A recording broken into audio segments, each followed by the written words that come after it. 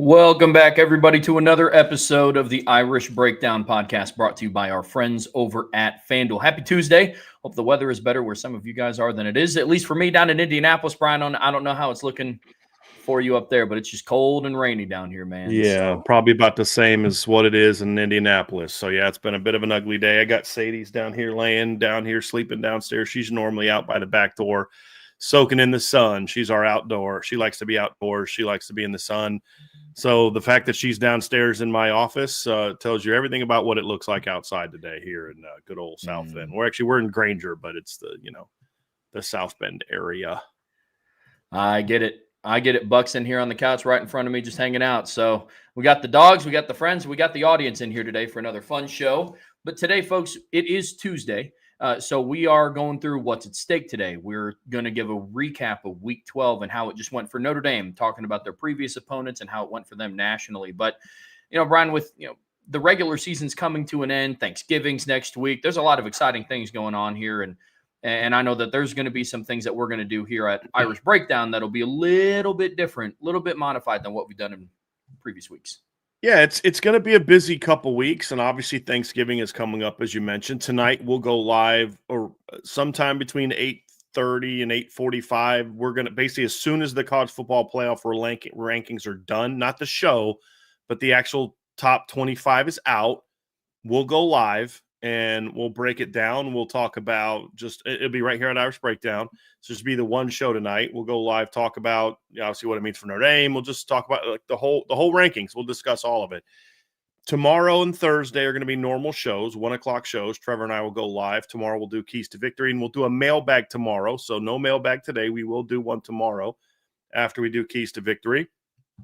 Thursday we're going to have our sort of a normal show. We'll do our prediction show, then we'll do our rooting guide. But instead of like breaking down like these 4 or 5 games, we'll kind of break down a couple games during the rooting guide because there are 2 games that impact Notre Dame quite a bit. But it's a really terrible schedule of football because this is the annual SEC plays nobody week, basically.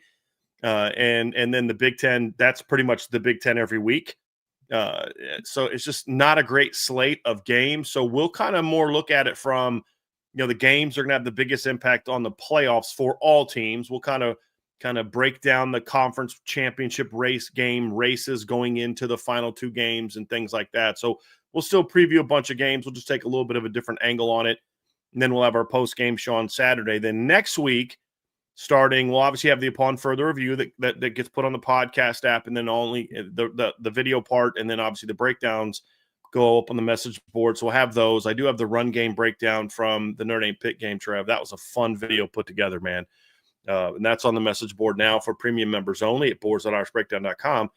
But with next week being Thanksgiving, we do not do shows on Thanksgiving. I want my team to be able to have that day off, and I want to take that day off and spend time with my family. And so we will not have a show on Thursday. So we will go live Monday, Tuesday, Wednesday, and Friday. We're still working through the actual specific outline of what the week is going to look like, but that's our plan. And then we've been asked a lot about this. And so we're gonna do it instead of the decision was made easier by the fact the game is going to be at 10:30 next Saturday. Instead of a traditional post-game show, we are going to have our game watch for the Stanford game. So it'll be me and Vince, probably have a couple other people with us, still working on exactly who's going to be part of that team along with Vince and I. And we're going to basically just go live during the game, and we'll just break the game down as it goes on, which is going to be a lot of fun. And then what we'll do is we'll kind of do a condensed post-game show after the game, and we'll keep it kind of in that same channel. So we'll have just the game watch. We'll take just a quick 5-minute break after the game in that channel, and then we'll come back and just do sort of a condensed post-game show.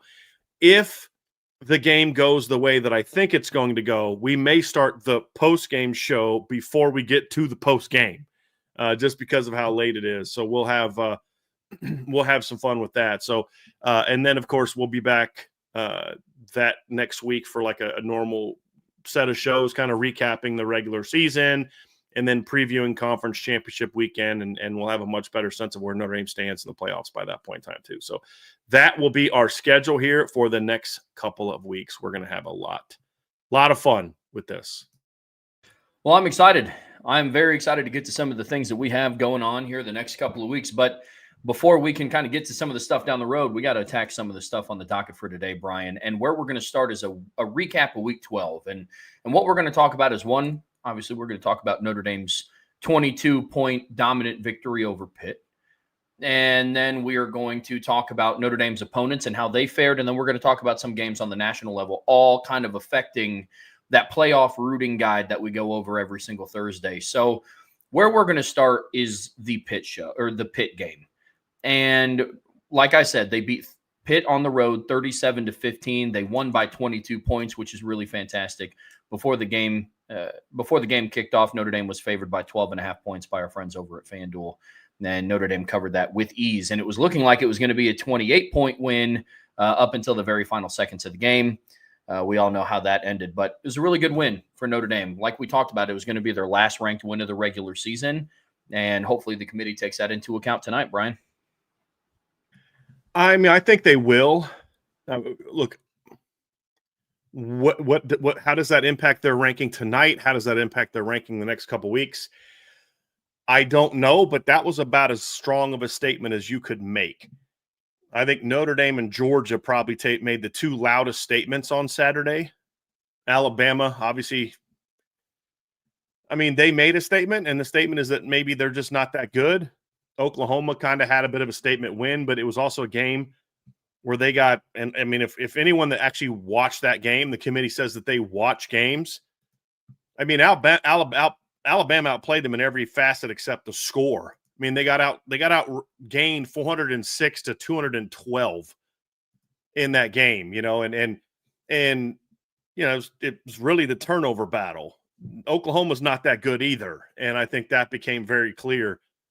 But when Notre Dame went out and made the statement they made, it was kind of like, look, we had a lot of questions. How good is this team? What's the focus of this team? What's the maturity of this team? There were a lot of different there were a lot of different layers to the game, but the reality is Notre Dame was on a big stage.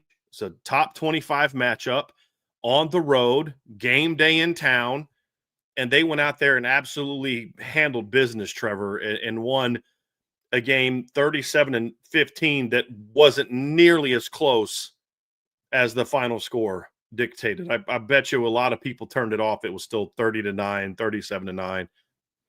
And they made an absolute statement. And now their strength of schedule has now gone up.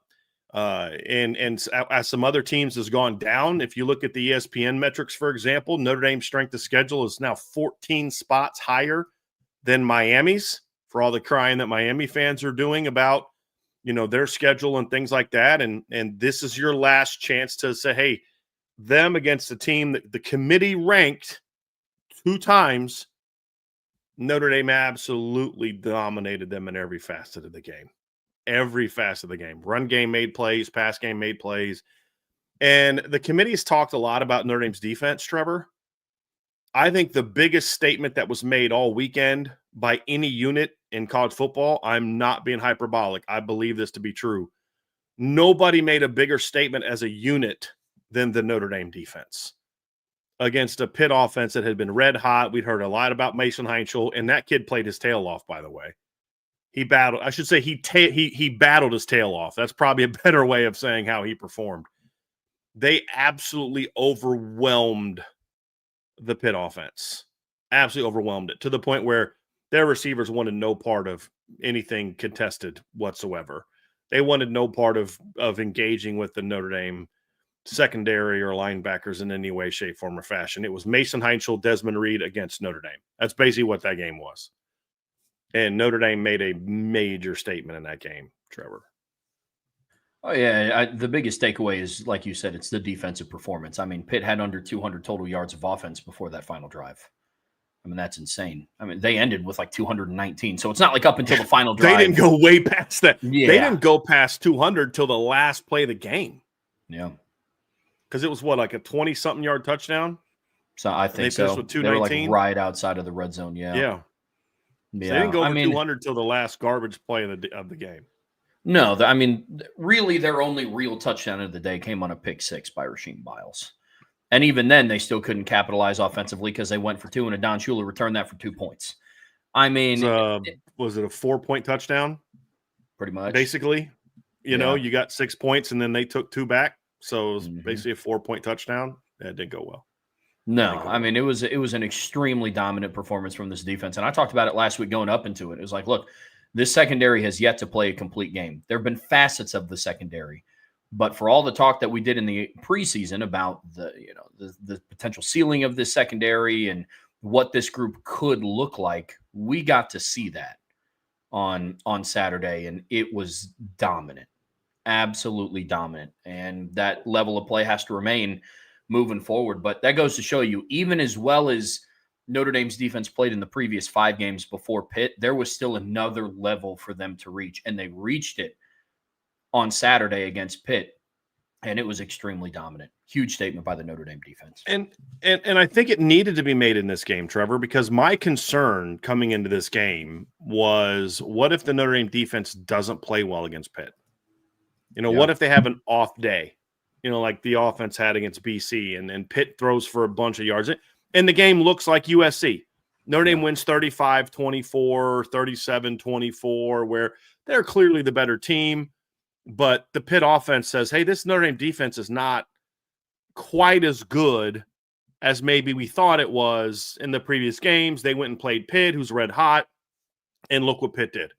Yeah, Notre Dame won convincingly, but that great defense they had didn't look great. Look, Trev, Notre Dame next 2 weeks plays 2 offenses that are just not good. And I could see a scenario where Notre Dame holds both of them to around 200 yards of offense and 7 points, and they don't do a whole lot, and it doesn't tell us a darn thing.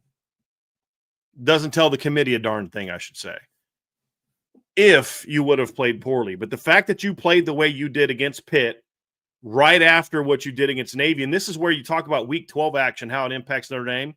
Navy going out there and doing what they did to South Florida the week after Notre Dame beat them 49-10 was also a huge statement, Trevor, because now it's, okay, well, man, that defense must be kind of flipping incredible, because look what Navy did the next week.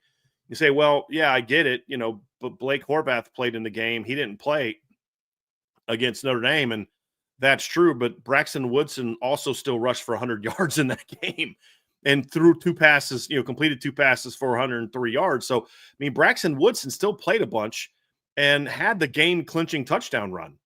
He's the one that took that last touchdown. He actually, matter of fact, he scored their last 2 touchdowns of that game. Yeah, they did kind of show that it wasn't just, oh, well, if you didn't have Blake Horvath, that's the only reason you shut him down. So I think this past weekend for the Notre Dame defense went as well as it could have went. And the reason I say that, because you got to listen to what the committee says. And they talk a lot about how good Jeremiah Love and Jadarian Price are. Well, they showed up in this moment, this big moment. They showed, hey, we are what the committee thinks we are.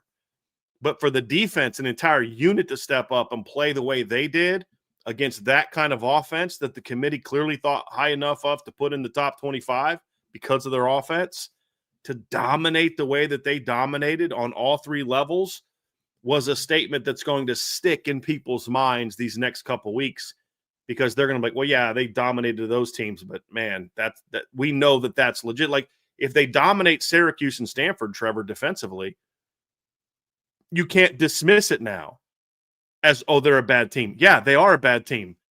But Notre Dame did the same exact thing to Navy, the same exact thing to Pitt, and with the exception of 3 or 4 plays, pretty much did the same thing to USC. They're going to go look at USC these last few weeks and be like, USC's a hot football team. Don't be shocked if USC's in the top 15 this weekend with their win over Iowa. But they're going to be like, well, hold on a second now. USC was going out there and kind of pretty much run the ball on everybody. Heck, even Iowa and their vaunted rush defense, USC still went for over 100 yards. King Miller still had 83 rushing yards on 19 carries against Iowa, but Notre Dame shut them down. And that was in the rain. So I think this weekend went about as well as it could have gone for the Notre Dame defense, and it not just including what they did to Pitt, but I think that statement against Pitt with the defense was the biggest takeaway when you look at what it did for their college football playoff resume. Yeah, well, absolutely. We already started to talk about some of them. We can dive in now to the Notre Dame opponents and how they fared this past weekend. And Yeah.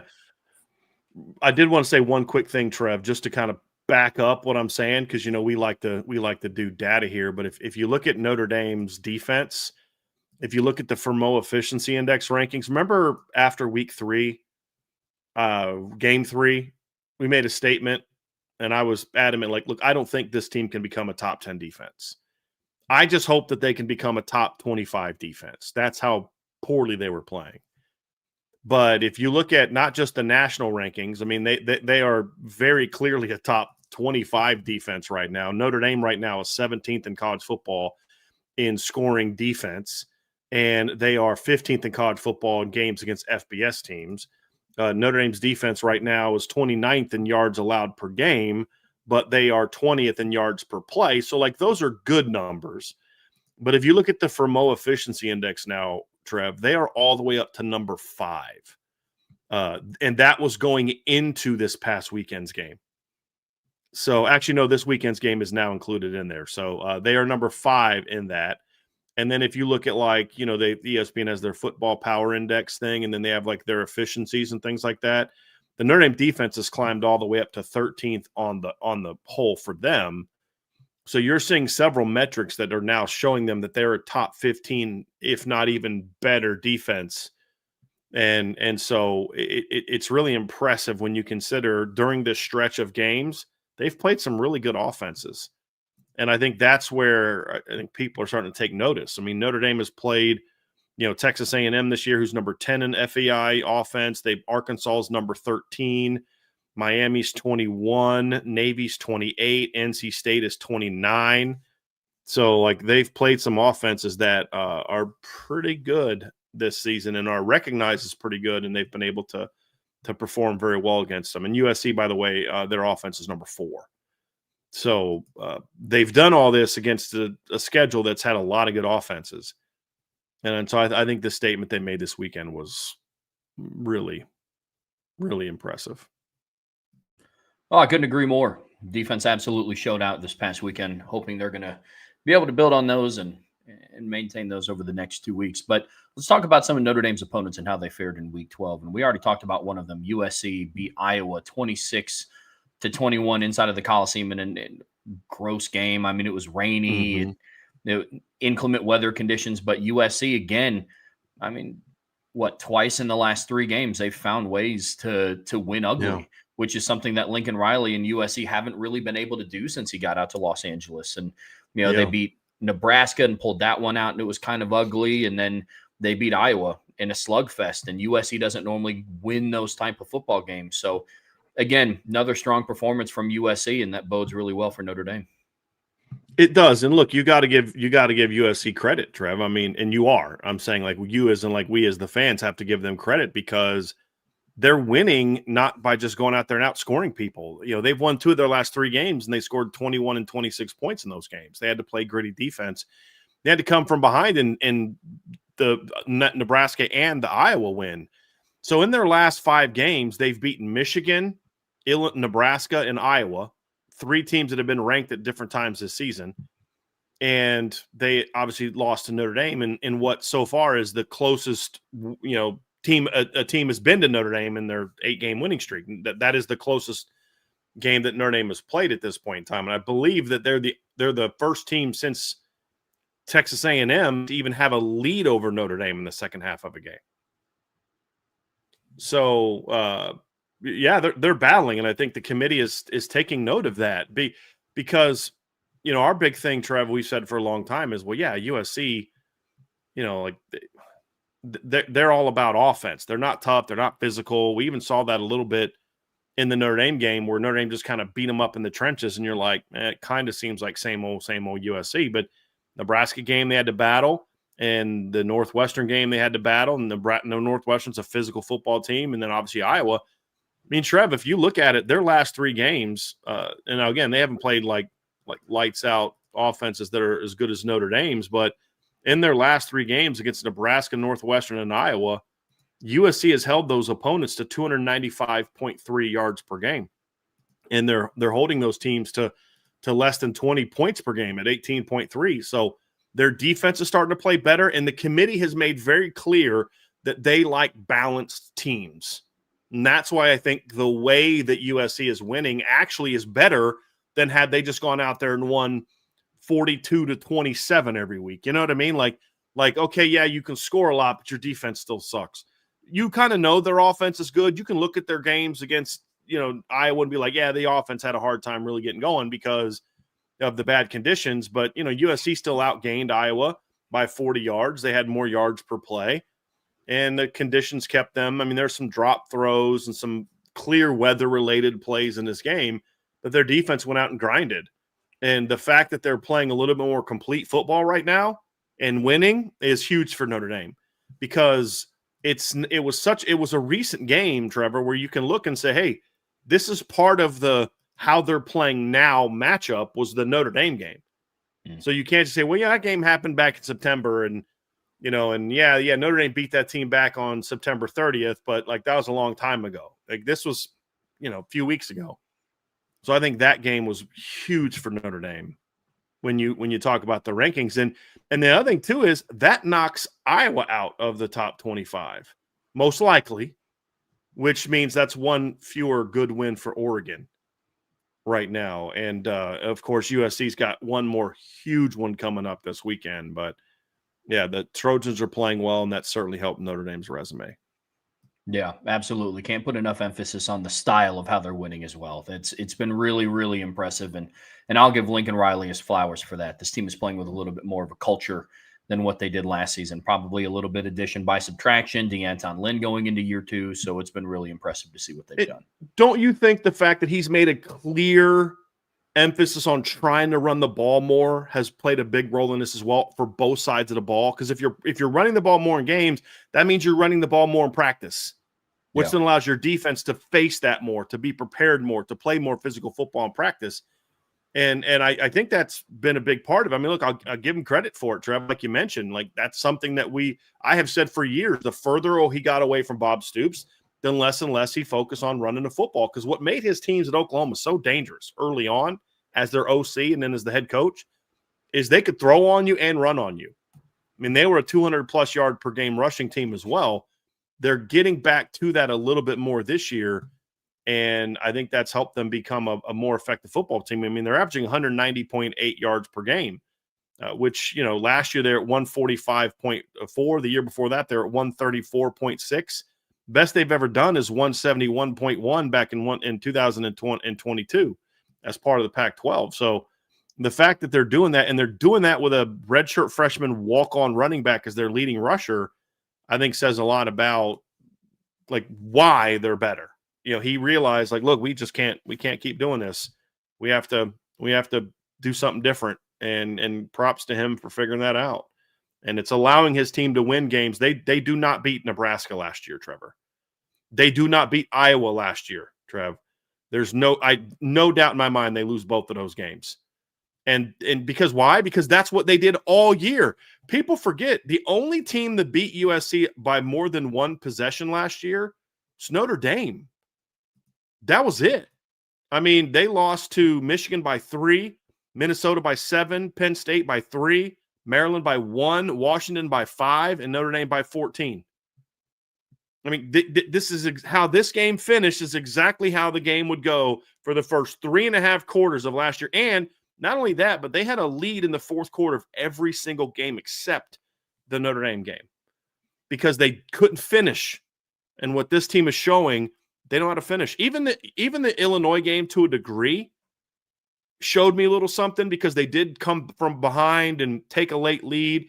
And I still say if they weren't missing half their defense because of injuries and food poisoning or whatever else they were dealing with, I still think they win that football game.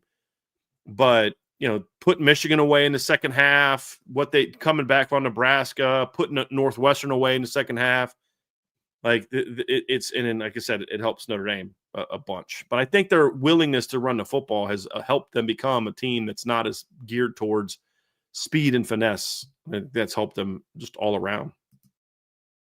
Well, one team that we know can run the football is a Navy midshipman who beat USF this past weekend, who was the 23rd? They were 24. 24th ranked team in the country, 41-38. Huge win.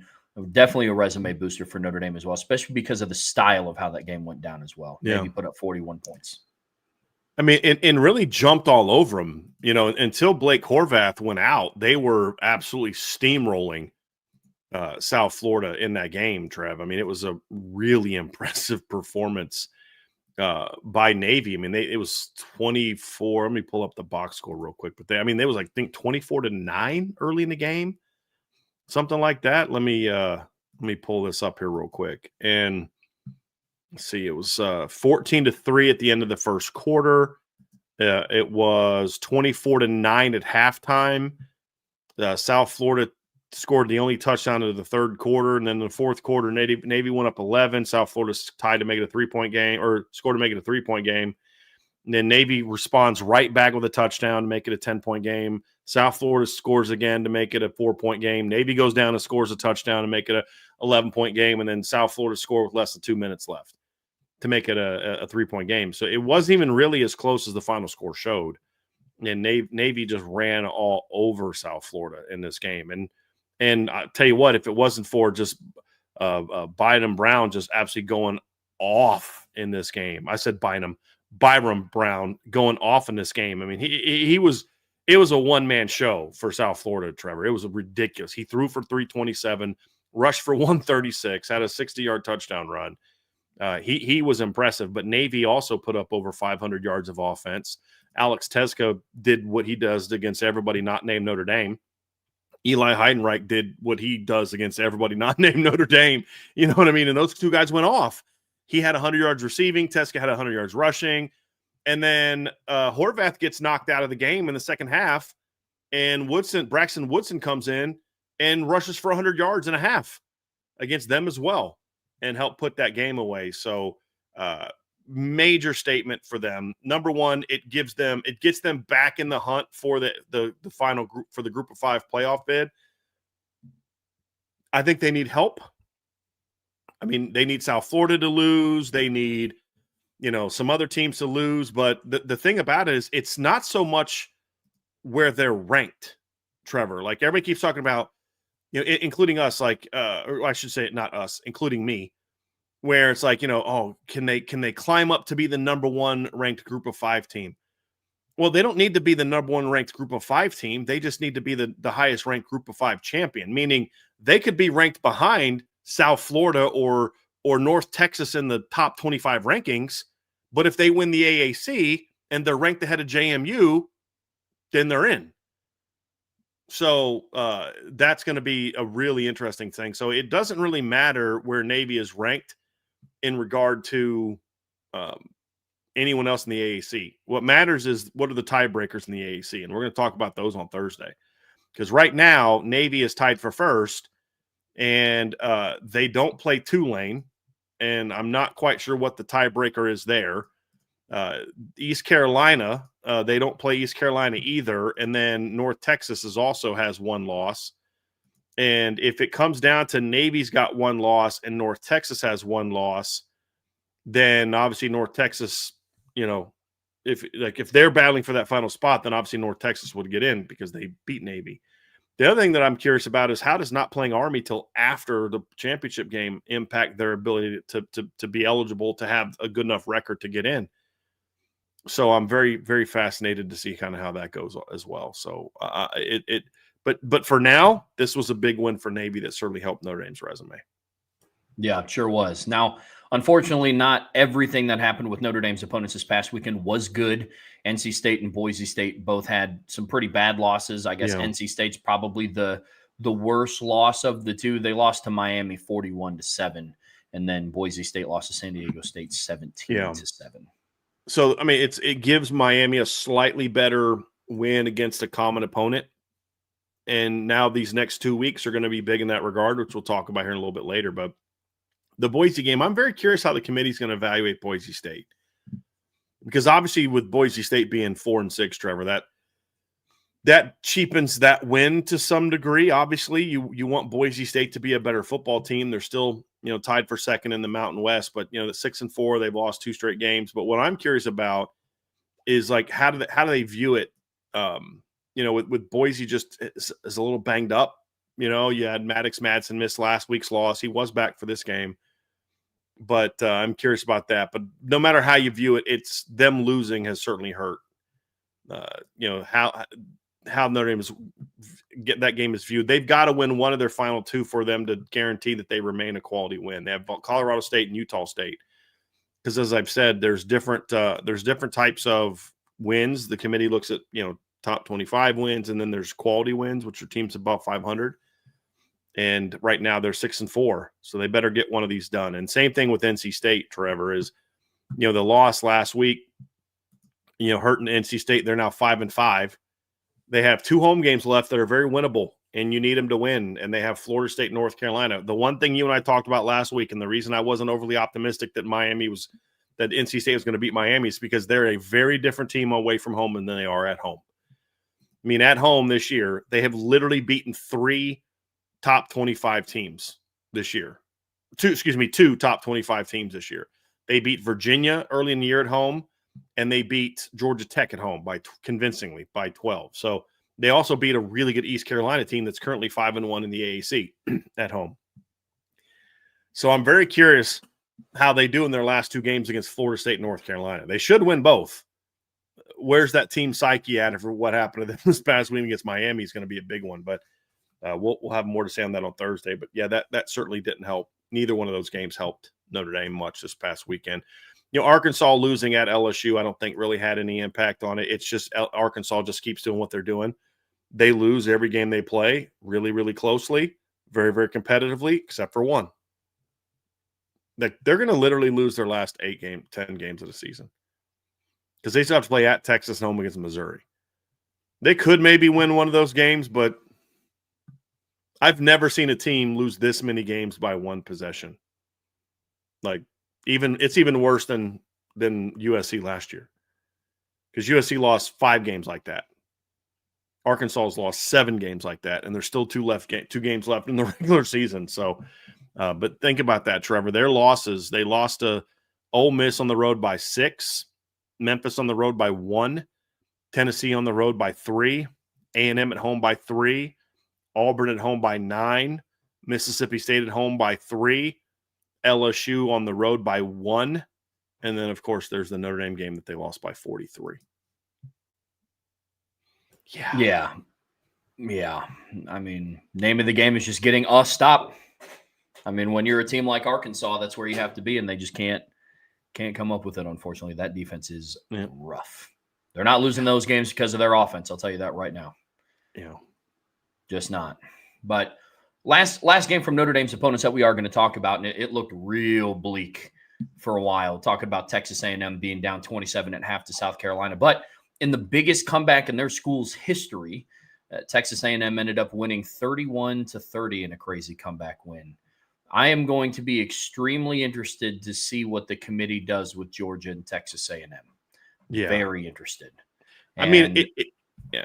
Go ahead. I'll talk about that a little bit more tonight after the rankings come out to see what they do. But Texas at home Georgia at home beat a top 10 Texas team by 25 points, and Texas A&M needed to come back. And comebacks are always weird, because you talk about what an insane comeback, but also on the flip side of that coin, why the heck were you down by 27 points at home to a mediocre South Carolina team? Sure. So be very interested to see how the committee views that, because the week prior. Are you thinking like maybe Georgia goes ahead of Texas A&M, even though they have a loss in conference? And Texas, that'd be one of the dumbest things the committee could ever do. Be interested to see what happens. I won't put it past them, but it'd be absolutely stupid if they did that. I mean, that game was wild, Trevor. So I'm at the stadium. I'm sitting next to Chris Lowe, who's at On3 Speed ESPN. And normally I get really annoyed when people are watching other games in the middle of the game we're watching. But this time I was like, Chris, what's the score? Like, because we're watching it and we're just all shocked. Because by halftime in Notre Dame game, we're like, Notre Dame's going to win this game. It's like, it's just the only question is what's the score going to be? And we're all just floored because it's like, wow, like, man, it's 20-3, man. This, South Carolina's taking it to Florida, Texas A&M's 20-3. And then just like that, in the last 2 minutes, they scored an 80-yard touchdown and then kicked the field goal to make it 30-3. I'm like, holy crap. So I was kind of out of sight, out of mind. I was like, well, we're going to have something fun to talk about, in this week's show. And then when I saw that it was like 30-17, like midway through the third quarter, I was like, oh, they're going to come back and win this game. Watch. And then they did. But the thing about it is the South Carolina team, the win is, to me, what matters. It would be absurd for the committee to put a one-loss Georgia team who lost at home to Alabama, a team that also struggled with South Carolina and needed a late comeback win to beat South Carolina, ahead of them. And yes, the win over Texas this weekend was very impressive, but the resume for A&M is still much better than Georgia's. But I was more curious to see if there's like, what's going to be interesting to me is if A&M wins the SEC, let's say they win out and win the SEC,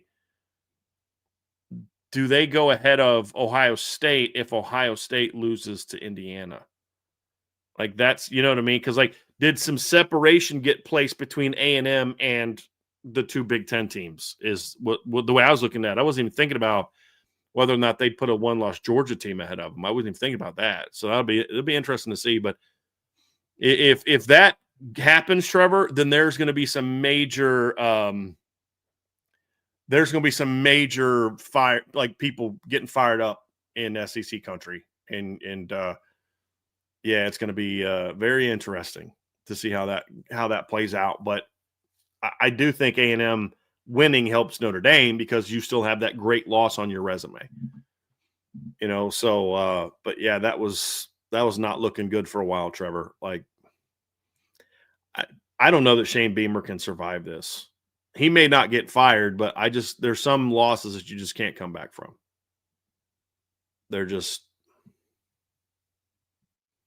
I think this is one. And then it's like, dude, do you not like know who you are? Like, do you not know that everything you do is recorded now? We weren't in that locker room celebrating. Bro, you were celebrating all the way to the locker room. What are you talking about? Your players see you going like this and going like this as you're walking into the locker room. You thought you had that game won. We weren't celebrating the locker room. Yeah, you were. I mean, I guess technically they weren't. It was on the way to the locker room. But, man, there's no coming back. I don't know that there's any coming back from that. I really don't.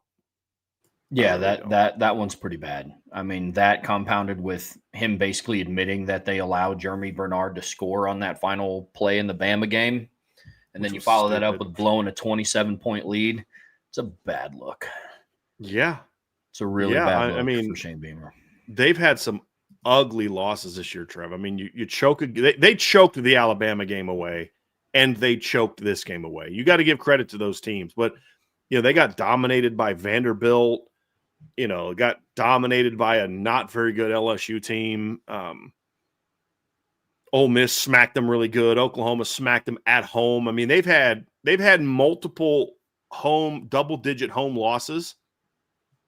Something South Carolina's not like unfamiliar with. They've had those losses to Georgia's and really good Florida teams and Bama's in the past. But sure, this year their two double-digit home losses were to Vanderbilt and Ole Miss. Mm. That's not going to be received all that well. So it's going to be very interesting to see kind of how that shakes out. But man, it was a wild weekend. Were you paying were you paying attention to that score while it was happening? Oh yeah. Like, were you watching the game at all? Yeah, a couple of buddies and I put in every week we put like 8 games into like a parlay to see if it's like $5 to win like 1,000, just for fun to see who wins and who loses. And obviously we had A&M money line in there, and one of my buddies was like, shout out to A&M. We were texting in a group chat. He's like, shout out to A&M for absolutely blowing it. The second Texas A&M scored in the second half, I was like, South Carolina's going to find a way to choke this game away, guaranteed, absolute guaranteed. And then Aggies won 31-30. Yikes. Was it is it one where they just have to win? They don't have to cover the spread? Okay, wow, yeah. Just money line, baby. It's what we love. That was wild. That was wild. Yep, absolutely. Yeah, what we it love. was interesting weekend for Notre Dame opponents. But yeah, I know we want to talk about some national games here real quick, Trev. I don't think it's getting talked about enough, but I think the Friday night game between Clemson and Louisville is going to end up helping Notre Dame a little bit too if Miami keeps winning, because now you're going to have Louisville out of the top 25. And now both of Miami's losses are to unranked teams. Now that could change if SMU beats at Louisville this weekend. Maybe SMU jumps into the top 25, but that certainly didn't help their resume at all. So and Trevor, that was one of the worst fourth quarters I've ever seen from two football teams. Yeah, it's like neither team wanted to win that game. I mean, one team fumbles the ball away, the other team gets it back, they go to punt, they fumble the ball away, that team misses a field goal. It was one of the most ridiculous last 10 minutes of a game I've ever seen. It was just, you just watch it play, and like the ACC is just bad. Yeah, it was a matchup between two teams that are just not good. I mean, I know Louisville was ranked. I'm also still a little salty about it because that was the one leg of the parlay that didn't hit, because I had Louisville money line over Clemson, and that one didn't hit. So guess I shouldn't be all that surprised. But now I'm with you. It was an ugly football game. Definitely helps Notre Dame, and I guess by the chain of events of Louisville beating Miami, now Miami has that second loss. So, yeah, I guess I'm not really all that surprised that Louisville lost to Clemson. I mean, that's Jeff Brom. We go on the road and beat a top 5 Miami team at the time and then lose to just a bad opponent. Every game since. I mean, it's like I think Miller Moss said something after the game that, you don't necessarily love that he said it, because it's like, dude, you didn't really play well enough to really call your team out that way. But at the same time, you are the quarterback. But he said we have a culture problem that led to some of the dumb penalties they had late in that game. And that's been Jeff Brom's thing. It's like he brings in all these transfer guys, and he's been able to scheme them into some success because he's a really good coach, but they're a team that's always lacked the discipline under him. And that's why you can see a team go out and beat a Notre Dame and then the next week get blasted at home by Pitt, who was at the time not good. That Pitt team that blasted Louisville the week after they beat Notre Dame is the team Notre Dame later beat 58-7. It's how you can go out and just pound Clemson last year, the way that they pounded Clemson last year, and then have some of the weird losses that they had last year where, you go out and pound Clemson on the road and then get a bye, and then your next game you go on the road and lose to Stanford. It's the same thing. Like, imagine what Jeff Brom's season would have looked like last year if they just would have flipped and beat Stanford. It's wild. But yeah, they beat Miami, then they struggle with Boston College, they struggle with Virginia Tech, and lose back-to-back home games to Cal and Clemson. Yeah. It's odd. It's almost like once they get that big signature win, they're like, that's their season. Like, they're like, okay, we did it. Now we'll just see where we fall. It's real odd. Yeah, really odd. Very much so. Another one of the national games, Brian, that we previewed last week was Oklahoma on the road in Tuscaloosa, playing Alabama. And the Sooners were able to pull it out at the end, 23-21, got the upset over the Crimson Tide. I mean, I don't really know how this one's going to impact Notre Dame. Like, the one thing I'll say is that when they won that game, you started to get a little bit nervous about the worst case scenario happening, which is that Alabama Oklahoma and Texas both win. Georgia took care of that. But I think that game, to me, I really don't know how that's going to be received by the committee, because obviously they got to win.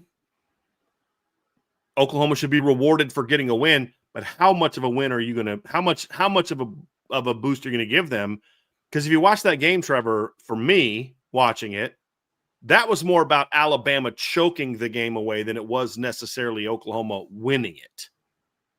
And Alabama's quarterback just getting that deer in headlights look, late in the game. Trevor texted me in the middle of the game, and he's like, Ty Simpson's got the look again.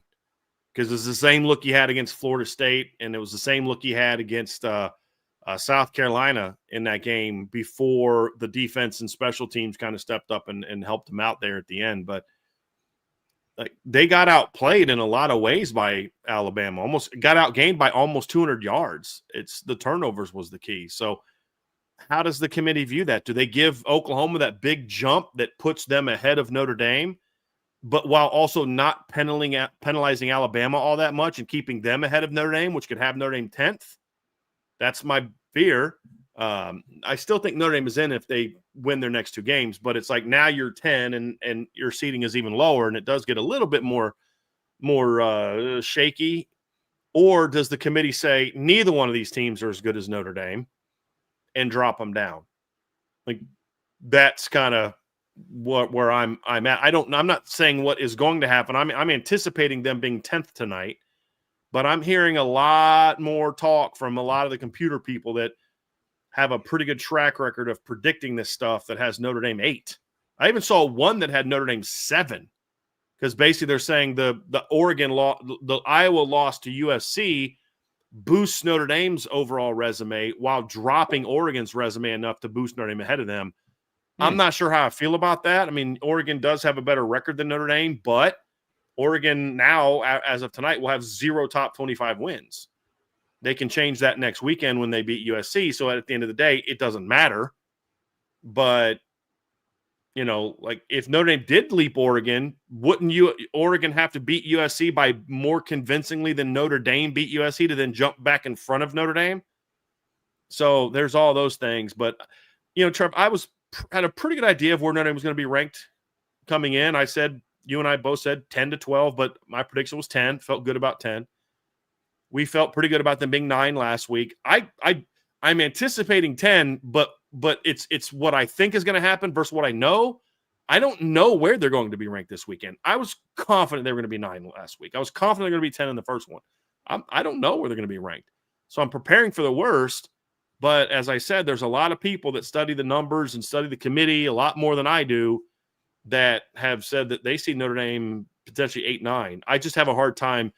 I'm torn here, Trev. I have a hard time saying I just don't see them not rewarding Oklahoma or not punishing Bama, or punishing Bama, I should say, heavily to allow Notre Dame to get up to 8. I just don't see a scenario where they do that.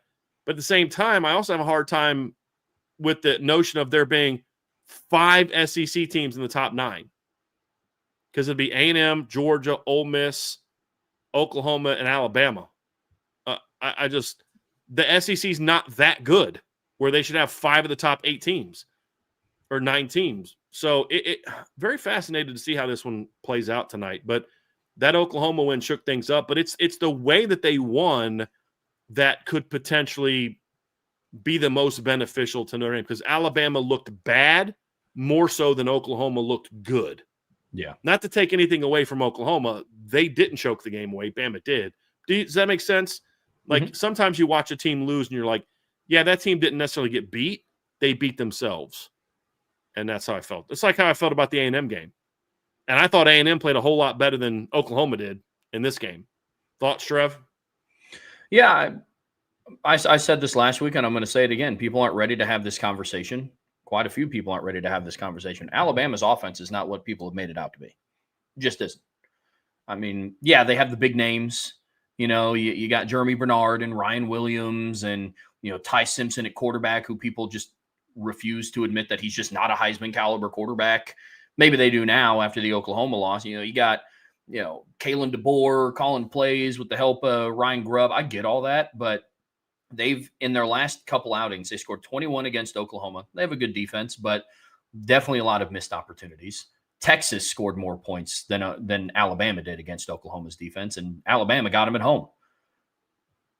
They scored 20 against an LSU defense. They scored 29 with the help of South Carolina allowing them to score to reach 29. They scored 37 on Tennessee, which everybody does that. Then they scored 27 against Missouri, a defense that I watched Texas A&M put up 38 on. So am I saying that they're bad? No, I just don't think that people, when they talk about top offenses in the country, well, I mean, Bama, you got Ryan Williams. It's like, the guy that leads the SEC in drops the last 2 seasons. Yeah, they have him. He's been okay this year. He hasn't been the player that I thought that he was going to be. I don't think he's being the player that Alabama fans thought that he was going to be this year. Jeremy Bernard is the go-to target in that offense, whether people want to admit it or not. But clearly, yeah. I mean, so this Alabama team is like, they're good. I don't want to make it sound like they're bad. I don't know if they're not a top 10 team in the league. I'll be very interested to see where, they fall in tonight's rankings, because they're going to drop. The question is just how far. But I am that conversation with Alabama.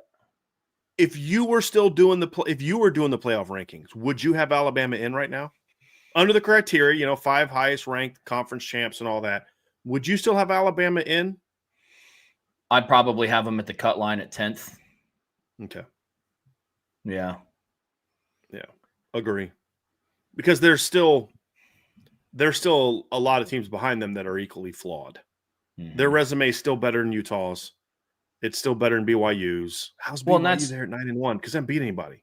Yeah. The thing that I would struggle with leaving Alabama out of the playoffs is I don't know if I could name 9 other teams that are just better than Alabama. If for them to be above the cut line. Because I'm also factoring in the other automatic bid. Mm-hmm. So I put Alabama at 10th because I do think that they are towards the bottom of the teams that should be in the playoffs. But to your point, I'm not going to put Utah in over Alabama. Right. I'm not going to put BYU in over. Now, BYU, I would say I would leap them ahead of Alabama if they ran the table, beat Cincinnati, and beat Texas Tech in a rematch. Then I would be willing to do that. But obviously, BYU would automatically get in. But what I'm saying is I would still put them ahead of Alabama in the rankings as well. They're the only team to me that's behind them outside of. Do you know who I think is the 2-loss team with the best shot to jump ahead of Alabama at some point in time that's going to be behind them tonight, besides Notre Dame, is USC. If Bama's behind Notre Dame. Because USC could go out and beat Oregon this weekend. Because I think USC is going to go up at least 2-3 spots from last week. And because I think they'll fall they'll be ahead of some of the teams that lost, obviously. So I fully expect them to because USC was 17th last week, right? I think that I'll be shocked if they don't surpass Georgia Tech, who needed a last-second field goal to beat a really bad BC team. And I also think that they're going to jump ahead of Texas. So I could see them jumping up to 15 this week, Trev. And then if they beat Oregon next weekend on the road, that could do it. So, yeah, it is going to be fast. And then obviously the other game that we talked about, Trevor, is the Texas Georgia game. Once the Bama Oklahoma game was over, it was like, okay, Notre Dame really needs Georgia to win this game, and preferably to win the game comfortably. And that's exactly what Georgia did. As much as Ari Wasserman is not going to be happy to hear this, Texas is done. They're not going to be in the college football playoffs. Barring, if Utah loses whatever bum teams they play the rest of the way, but guys, they're out. It's going to be almost impossible for them to get back in. The way that they lost, I just don't see the committee having Texas within striking distance of getting back in. I don't. I think that's good for Notre Dame. I think that's good for BYU. I think that's good for Utah. I think it's good for USC. It's good for all those teams that are trying to kind of force their way in to that last spot. So that's where I'm at. Yeah, I'm the same. The way that Texas lost was really ugly. You had 274 total yards of offense.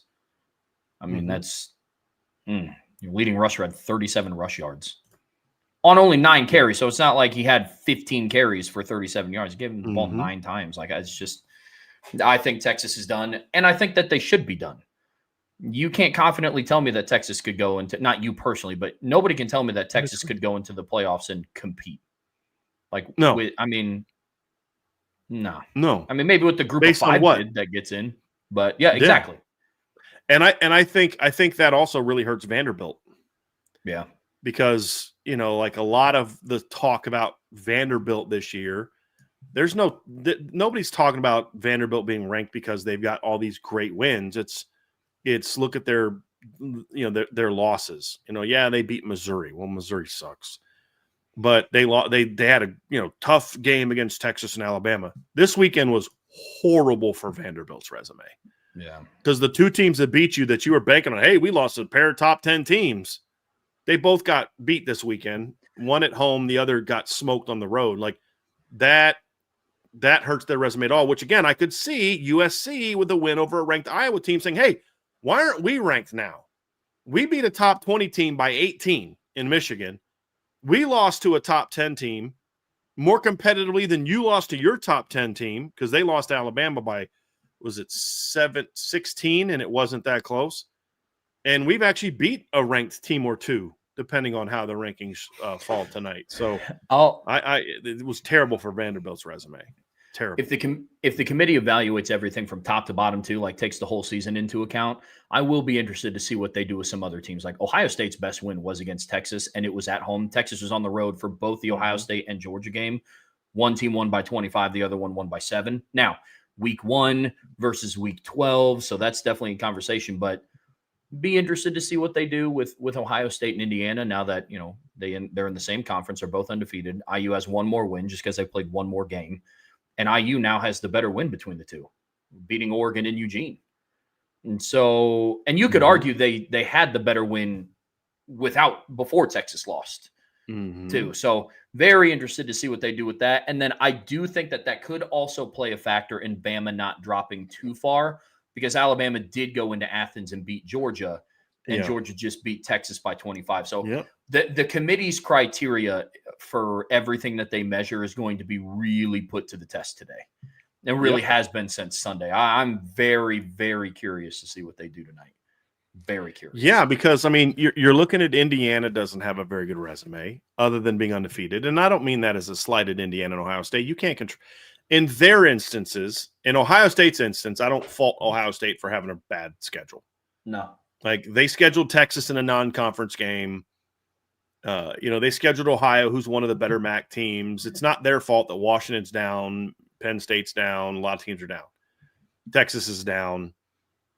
Indiana, I will fault. Indiana, I have no sympathy for because they intentionally schedule soft non-conference games. And then, obviously, their regular season schedule was not that tough either. But, I look at it that way, Trevor, is people say, oh, A&M's schedule is still a lot tougher than what Indiana's is. I still don't understand how Indiana's ahead of Texas A&M, other than just they blow people out. But that's not really true. I mean, in recent games, they struggle with Penn State on the road, and they were beating Wisconsin, who is one of the worst Power 4 teams in college football, by 3 at halftime of this past week's game. So it's going to be very interesting. It's going to be very interesting to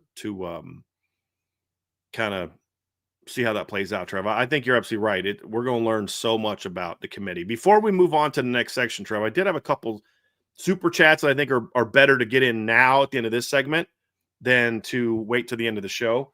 I think they'll be more pertinent. So I did want to get to those here real quick before we move on. But that was some fun talk. Let's get here to from Patriot Drew with a super chat. He says, would you sacrifice a home game for an easier path? Trev, I want to allow you to answer that question first. Yeah, Patriot Drew, first, appreciate the super chat, man. This is not specific to your question, but I've seen it a lot, and I hate this question. Like, I'm not doing this. What's the easier path? Look, we're the same fan base that gave Penn State a lot of chop for playing Boise State and SMU. And now we're sitting here trying to play the political game of, but if we get this seed, then we might get this team, which I like that matchup better than, look, fact of the matter is, ladies and gentlemen, Notre Dame is going to have to play one of Georgia or Ohio State, or both potentially, if they want to win a national championship. And I'm okay with that. And you have to be. Like, that's the whole thing. I don't want to sacrifice a home game ever. I was at the first ever college football playoff home game at Notre Dame Stadium. It was all electric. I never want to playoff home game ever. And no, so I never want to sacrifice that. But we have to, as a fan base, like everybody, have to get out of this mindset of let's try to maneuver the playoffs into the best possible way. Like, there's a chance that Notre Dame's path to winning a national championship could be, Georgia. It could be Ole Miss on the road, and then they have to go play Ohio State in the next round, and then they have to play Georgia in the semis, and then they have to go play Indiana in the national championship game. We can't do this. Well, if they lose this, then they could get like the ACC winner and then play like the group of 5 champ. And I don't think that makes you better prepared to win the big games in the semifinals. I mean, look at, Penn State last year, Texas last year. I mean, those teams had easier paths. Texas had to play Clemson and Arizona State, 2 teams that weren't even ranked in the top 12, basically until the final weekend. And, they got beat in the semifinals. Penn State had an easier path. They got beat in the semifinals. The 2 teams that had very tough paths to get there, because Notre Dame had to beat a really good Indiana team. I know we disagree a little bit on how good Indiana was last year. We definitely agree that they're a lot better this year. Yep. But then you had to go play Georgia in round 2, the number 2 seed. And then so you were a little bit more battle-tested when you got to play against Penn State. And look at the team that won it all last year. They had to play Tennessee, Oregon, Texas, and Notre Dame to win a championship. This is Notre Dame, man. Like, Indiana fans should be wanting an easier path. Texas Tech fans should be wanting an easier path. If I'm Notre Dame, I don't care. If I'm Notre Dame, I don't care about what our path is. We're going to go play football games. But you always want the home game in round 1. That's the one game where location is going to have a bigger impact on it than any other game. I want a home game.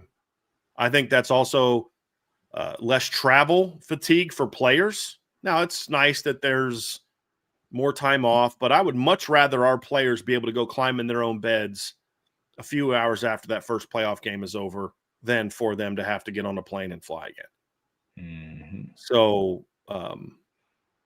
yeah. And I mean, look, I'm not one of those people who's like, well, you want a tougher path because if you win it all, it'll mean more. Well, in today's playoff era, Trevor, to win it all, you're going to have to beat at least one really good team. The odds of you not having to beat at least one team not named Ohio State, Bama, Georgia, something like that is very slim. Alabama, So it's not like I don't really have that view as much as maybe I used to, but I still say, man, if you're Notre Dame, I want to beat the best on the way to that championship. Yeah. Because how it's going to go. Ohio State gets knocked off in the semis by A&M. I'm not saying it's going to happen. I'm just making a point. And then Notre Dame beats A&M in a rematch. Yeah, well, that's only because you didn't have to play us, blah, blah, blah, blah, blah. And you needed a rematch to beat that team, blah, blah, blah, blah, blah. You want to be the man, you got to beat the man, right? I've always said this, Trev. I'm a king of the mountain guy when it comes to being a champion. I want to beat the big dog. I don't want to be the team that knocked off the big dog. I want to beat the big dog. And if we can't, then now we have a better sense of who we are as a program and where we need to get to. That's where I'm at. With you 100%. So I also have a tough time evaluating an easier path, not including a home game. That's the other part of it too. Super chat from Beaston88. Thank you for the super chat. Should Notre Dame seriously consider dropping the ACC affiliation? Their blatant disrespect for a semi-ACC member shouldn't be ignored. Back to the Big Ten? Hey, you can't go back to a league you've never been a part of, number one. But I'm over the ACC right now. But how to respond to it, I have 2 different answers, and I'm not sure which one I feel stronger about. I texted Trev on Friday night. All right, Trev, I've changed my mind on joining a conference. So what does Trev do? Excuse me? You want to run that by me real quick? And my salty, petty response was, I want to join the ACC and show them exactly why they should have shut up about Notre Dame not being a full-time member. Because Notre Dame has absolutely dominated that league for a decade. And do you really want Notre Dame right now with how hot they are joining your trash league? I don't think so. The other part of it is the more practical answer is, yeah, I am kind of done with the ACC. And honestly, I do think the Big Ten would consider giving Notre Dame a deal similar to what they are right now with the ACC. I'm at a point now where it's like, I'm kind of over this pitiful league. It's almost like they're an anchor to you. You having to play 5 of the teams from that league every year, people use that against you now.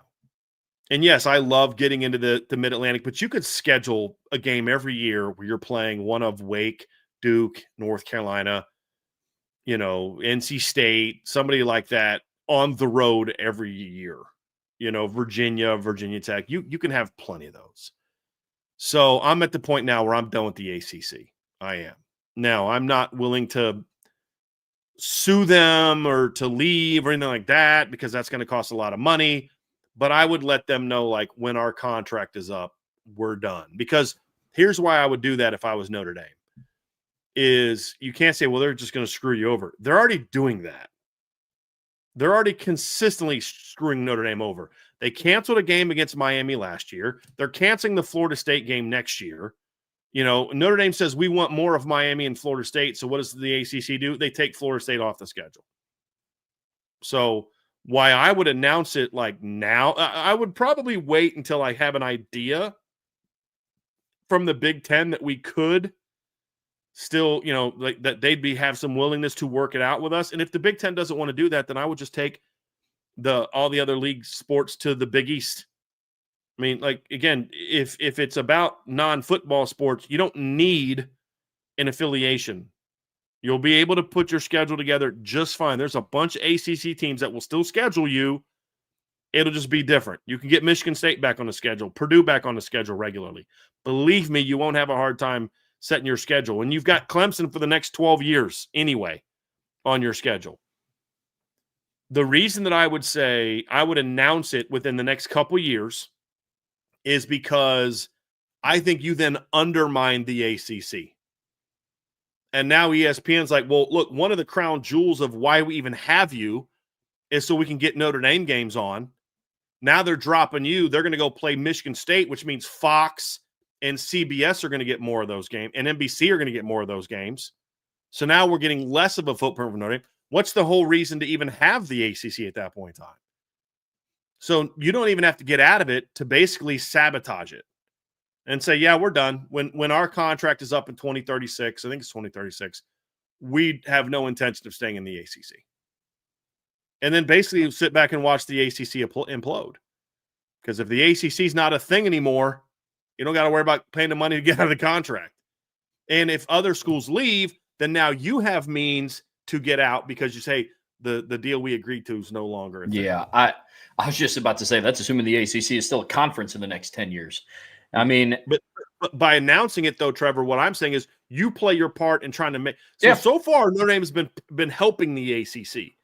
Hey, let's get in this school. We'll help you out here. We'll help you out there. If they're going to screw you over like this, what I'm saying is you undermine them. You sabotage them by basically saying, we're out. So now when ESPN goes to renegotiate, because I think they signed an extension recently, but there's still another thing that's going to come up in the next year or two, I believe, where ESPN could get out of the deal. If Notre Dame says before then, we're out, good luck with that new ESPN deal. No, yeah, agree 100% with what you're saying. I made this argument a couple weeks ago. I think that Notre Dame was already planting the seeds to tell the ACC that they're done. I mean, they wanted the Clemson agreement to not be a part of the 5. They're signing home and home deals with like schools like Auburn and Florida, and they have home and homes coming up with Bama. I think they're already setting the seeds. So, but I agree, Beeson. They need to be done with the ACC. Really need to. Well, folks, and if anyone's talking about, and I'm not sure what Tyler means here. He says, BD, don't forget about the COVID season. And I'm not quite sure what he means by that. Like somehow Notre Dame owes some loyalty. I just want to remind people that was the biggest revenue season that the ACC's ever had from a TV deal money. So that did more for the ACC than it did for Notre Dame. Yeah, it was great that they let Notre Dame in and all that, and that's fine. But I don't really care that ACC stepped up. The ACC did that for their own benefit, not for Notre Dame. They didn't do that out of the goodness of their own hearts. Plus, the commissioner that did that isn't the commissioner anymore. The new commissioner has been very anti-Notre Dame in a lot of ways. And the coaches in the league just get mouthier and mouthier and mouthier every year about Notre Dame. Yep. The league is tweeting out things, not, hey, Miami should be ahead of Utah. Miami should be ahead of BYU. Miami should be ahead of Texas or Oklahoma. They're only tweeting out things about Notre Dame, quoting Chuck Todd. Seriously? Like, when you quote Chuck Todd to try to make a point, you've lost the plot here. Like, did you see that tweet last night, Trev? Like, last what night? are you doing No. here?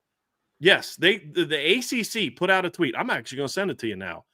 The ACC put a tweet out last night. Let me find this thing from my buddy Nick sent it to me last night. Let me find this real quick.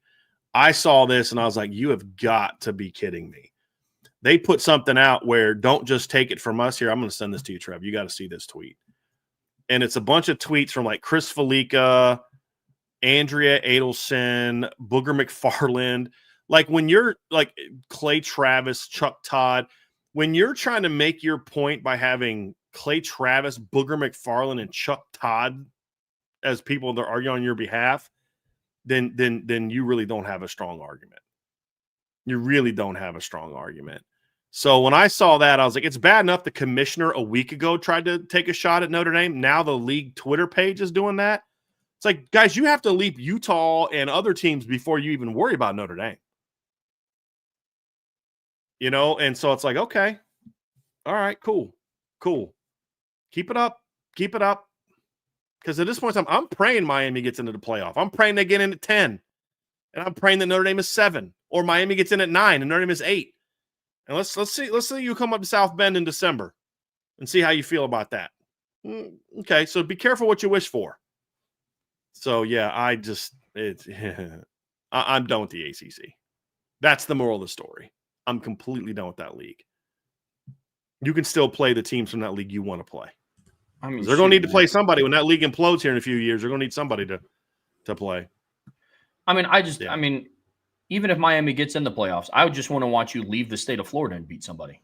You've left the state of Florida once and you lost to SMU. Like I mean, no matter who they go up and play. I mean, you travel over to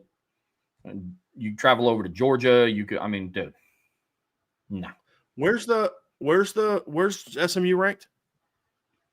But they're not. Oh, that's right. They're not. Okay, cool. Cool story. Okay. Thanks, ACC. It's just such a poorly run league. Jim Phillips is an absolute ridiculous commissioner. So, yeah. Mm-hmm. Oh, well. Yep. Well, folks, that's going to do it for part 1 of today's show. Don't go anywhere. We are still previewing the Notre Dame Syracuse game. But before we get there, make sure you hit that like, make sure you hit that subscribe, hit that notification bell, share this podcast with your friends and family, anybody that you know loves Notre Dame and college football as much as you do. But as always, best way to support what we do here is subscribe to the premium message boards at boards.irishbreakdown.com. I got to say something here before we even jump into the next segment, Trevor. Somebody just made a great point on this in the chat. You're not even promoting the best team in your league. This is how stupid the ACC is. Do you guys not understand that you're promoting a team that has some of the worst odds to even get into your championship game? Why are you pissed about that? Why aren't you saying, hey, why is a one-loss Georgia Tech team not ranked higher? You know what I mean? Like, they're so dumb. You're promoting a team who basically has almost zero chance. It's not zero. They have a small chance at getting into the ACC championship game. Your own sorry league might be the team that bumps them out. So it's just like, why are you not promoting Georgia Tech? It's just so stupid. Like that, I just needed to add that in there because that makes it even dumber that you're not even promoting teams that are actually in the conversation for being in your conference championship game. You're promoting a team that has one of the worst odds just because they're ranked higher, which tells me once again, you don't understand how this process works. SMU has a better shot at getting in. Why aren't they bitching about why is SMU not ranked? They just beat a really good top 10 Miami team on a couple weeks ago. They're 5-1 in the league. Their only 2 losses were tough early season out of conference losses. But they're too dumb to think about that. I don't think they even realize that. Why aren't they promoting Virginia? Hey, we lost 1 game. Why is it Virginia? Why aren't they promoting Virginia? All Virginia has to do is beat a sorry Virginia Tech team, and they're clinching a spot in the ACC title game. They're 9-2 and they're 19th. Why aren't they promoting them? So that's kind of my my little rant. Beaston, thank you for that. BD needs to get on ESPN and argue these clowns. Well, I don't think me calling them clowns is going to really help my odds of getting on TV and arguing them, but they would never bring me on because you'd have to talk about like the real data and be beyond just this surface level silliness of what's their record and head to head and stuff like that. Which I always love how ESPN now cares about head to head. Because in the past it was always, well, who would you take if they played on a neutral site game? Who do you think would win this game? Well, the answer to that, then Notre Dame should be hosting. But now that argument isn't. Now it's just about head to head now, where it wasn't head to head when that didn't help SEC teams. It was, well, the resume and the overall this and who would you want to play on a neutral field and and who'd be favored on a neutral field. And hey, you know what, Lane Kiffin, let's have Vegas decide. Cool. If you're a Notre Dame fan, cool. Let's have Vegas decide what the seeding is, because Notre Dame's going to lose a chance at a home game because they're going to be off on a bye. So it's just I had to say that. And for everyone saying that Miami should be, every ACC person that says Miami should be in over Notre Dame, are you now willing to say, Florida State, give Notre Dame your 1993 title? You didn't deserve it because Notre Dame won the head-to-head. So give up your title, 93, relinquish your title, give it to Notre Dame because they beat you head-to-head late in November. Since head-to-head matters that much, Florida State should give up their championship to Notre Dame in 1988 or 1993. How about them apples, ACC? Cool deal? Let's do it. So Notre Dame is now officially the 1993 champions since it's all about head-to-head. If the record's the same and you win the head-to-head, you should get the nod. So cool. Notre Dame, there it is, 12th national championship, 1993. Let's do it.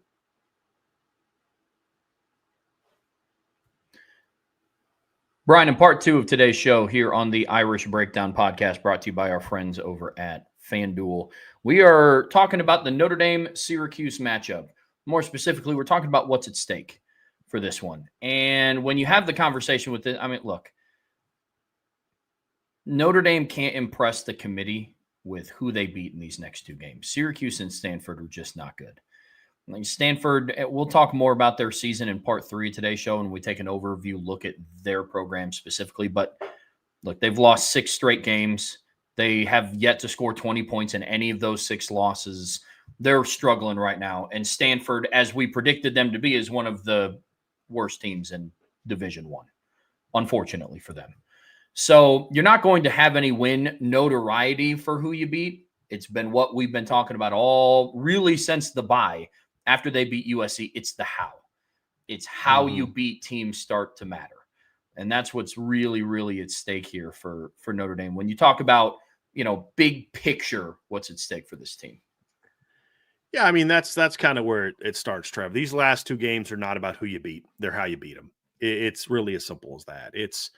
And there's some other things we're going to talk about that are more Notre Dame specific about how they can improve as a team and get better and stuff like that, because you can do things as a team to improve over the next couple weeks. And sometimes these are the exact games that you want to do that because you get into a little bit of rhythm, you start building some confidence and some things work. But when it comes to like the College Football Playoff Committee, it's not going to be about, oh, they beat Syracuse. Oh, good stuff. Or, hey, they beat Stanford. They gave Stanford only their second home loss of the season or something like that. I think, do they have a second home loss now? They lost to another team at home recently, didn't they? Did they was Pitt the first team that beat them at home? Is that the only home loss they have so far this year? I think so. Yeah, because they lost North Carolina on the road. For some reason, I was thinking that the Miami game was at home as well. But no, that was on the road. This one, Miami, were those freaking fatigues. Yeah, the only team to beat them at home right now is Pitt. So they play Cal at home this weekend. They're not going to be like, wow, they're not going to care about that at all.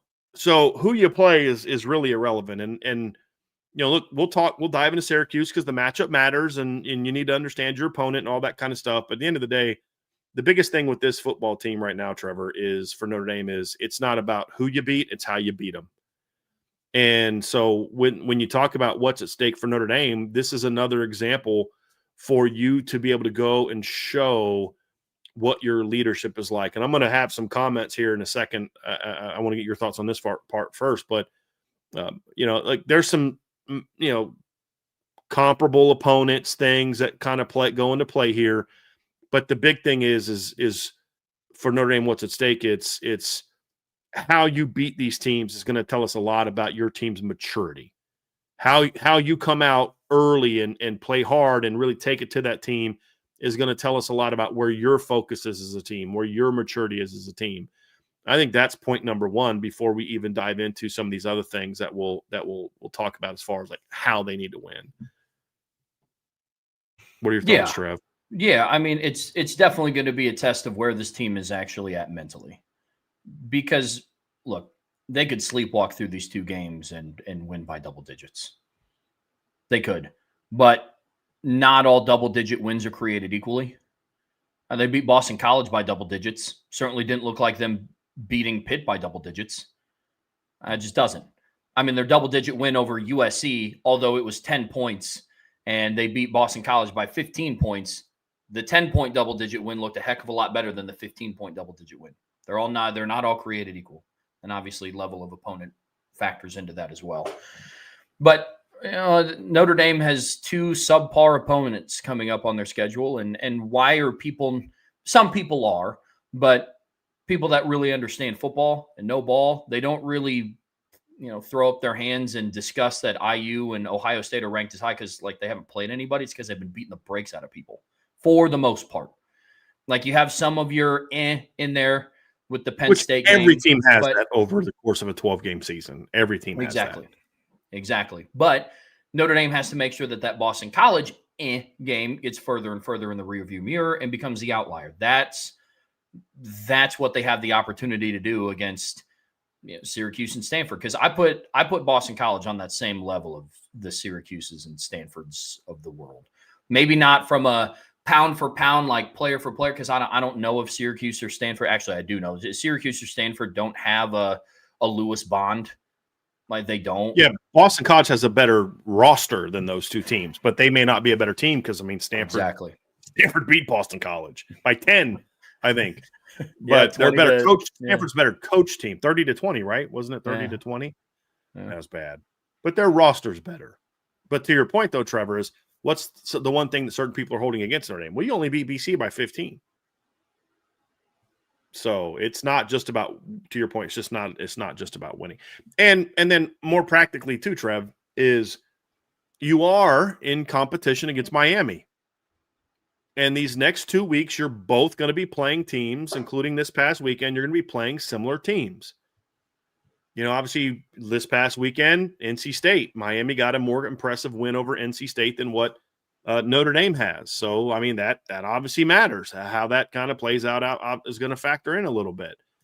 But when you look at it, Miami coming up, they've got Virginia Tech this weekend. That game's kind of irrelevant. And then they've got Pitt. So they're going to have another shot to have a win that's more convincing than the one that you had. Well, now you have two opportunities to do the same thing. And, Syracuse is a team that Miami was beating, I think, 14-0 at halftime and ended up beating 38-10. You've got to, if this game's 31-0 at halftime, that obviously is going to help. Same thing with the Stanford game. So they're lower on the list of important things, but I still think it is because we are still very much in build your resume standpoint. Things like game control, things like, you've got to beat them in a way that the committee looks at it and says, yeah, that team's bad, but they beat them like an elite team is supposed to beat a bad team. And that's really what it's about. And my question is, Notre Dame has the talent to do that. Mm-hmm. They have the coaching to do that. My question is, do they have the maturity to do that as a football team? I'm not saying they don't. I'm saying that's going to factor into whether or not they're able to beat them the way that they're supposed to. Last year, they didn't always do that, Trevor. I mean, they were beating Florida State, 17-3 at halftime? Mm-hmm. Or I think they might have scored right going into half maybe to make it 24-3. But they didn't really just completely beat the brakes off of Florida State last year. There were some other games last year where Notre Dame played a bad team, and it was like Virginia. They didn't really put Virginia away. It was 21-3. They scored at the very end to make it 21-3. It's 14-3 until the final minute and a half. So you want to be able to have some of those performances where it's okay, boy, you want it to kind of look a lot like Arkansas, if we're going to be completely honest with you, Trevor. You want it to look like that.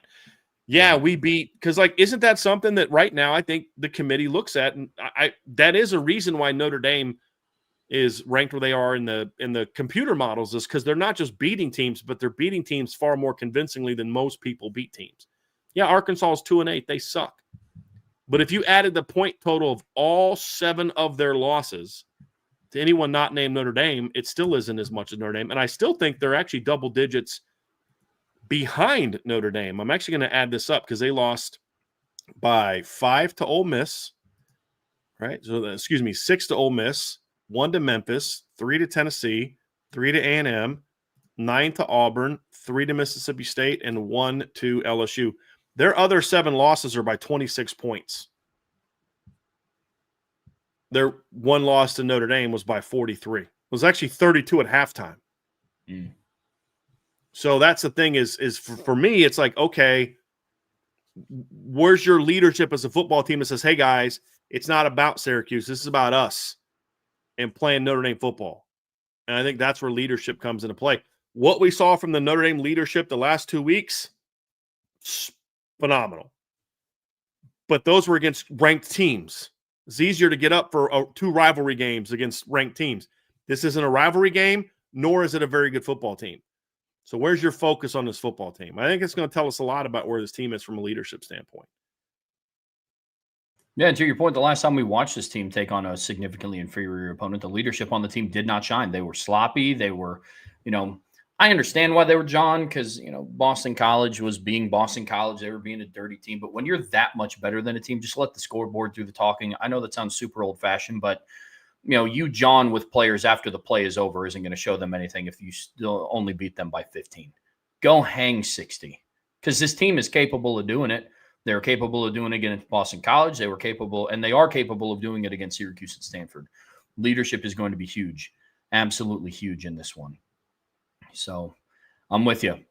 I'm with you completely. Now, getting a little bit more into the weeds here, Brian, there are like specific areas on offense and defense that this team does have things that they need to show us. Talk about what's at stake for the offense and what's at stake for the defense here. And they're different. They're different conversations. The offense, they can still tweak and improve. They're a good unit, but it's got to start peaking because it's the end of November. And, for the defense, it's a little bit of like, just kind of keep being you. Yeah. Yeah. When you look at the offense, Trev, for me, there's a lot of, okay, yes, you're very good, but I think you can and should be better. And so you look at it and say, okay, well, let's really hone in on, we've got to get our screen game going, or we've got to get better on third down, or we've got to get better, with this game. We've got to try to get CJ comfortable with this. We've got to try to get the receivers to start doing this. We want to get this player into the rotation more and have him be a bigger factor, those kind of things. We want to get our, this part of our run game going. Let's say if you feel like we haven't been really running, this scheme a whole lot because we haven't felt great about it, but let's maybe really try to focus on getting that part of it going because we think we're going to need this in the postseason, right? I mean, those are things that I think are very important for this offense because, look, momentum is, as I've said all along, momentum is confidence. Confidence equals momentum. You start getting confident, you start playing in a way where you execute better. That's what momentum is. And so for the offense, Trev, when I break down this football team and start talking about this football team, getting the offense clicking is going to be a very, very integral part to, this football team becoming what they're capable of. And I think there's several factors of this. I would say that this is one is I still want to see the run game really click in the current group because it's really 3 games in a row. Your run game has been good, but not great. I would argue that Pitt game was the best game they've had since the new starting lineup was put together. Yeah. I don't count USC because USC, they had Billy Schrauth. Now, I'm talking about since Billy's injury, they didn't run the ball very well against BC. We've talked about this. The numbers looked good, but Notre Dame coaches, if they are who we think they are, and they are, they're not looking at, well, we ran for, 249 yards on Navy. Well, they know that wasn't great. Well, we averaged 5.5 yards per carry against BC.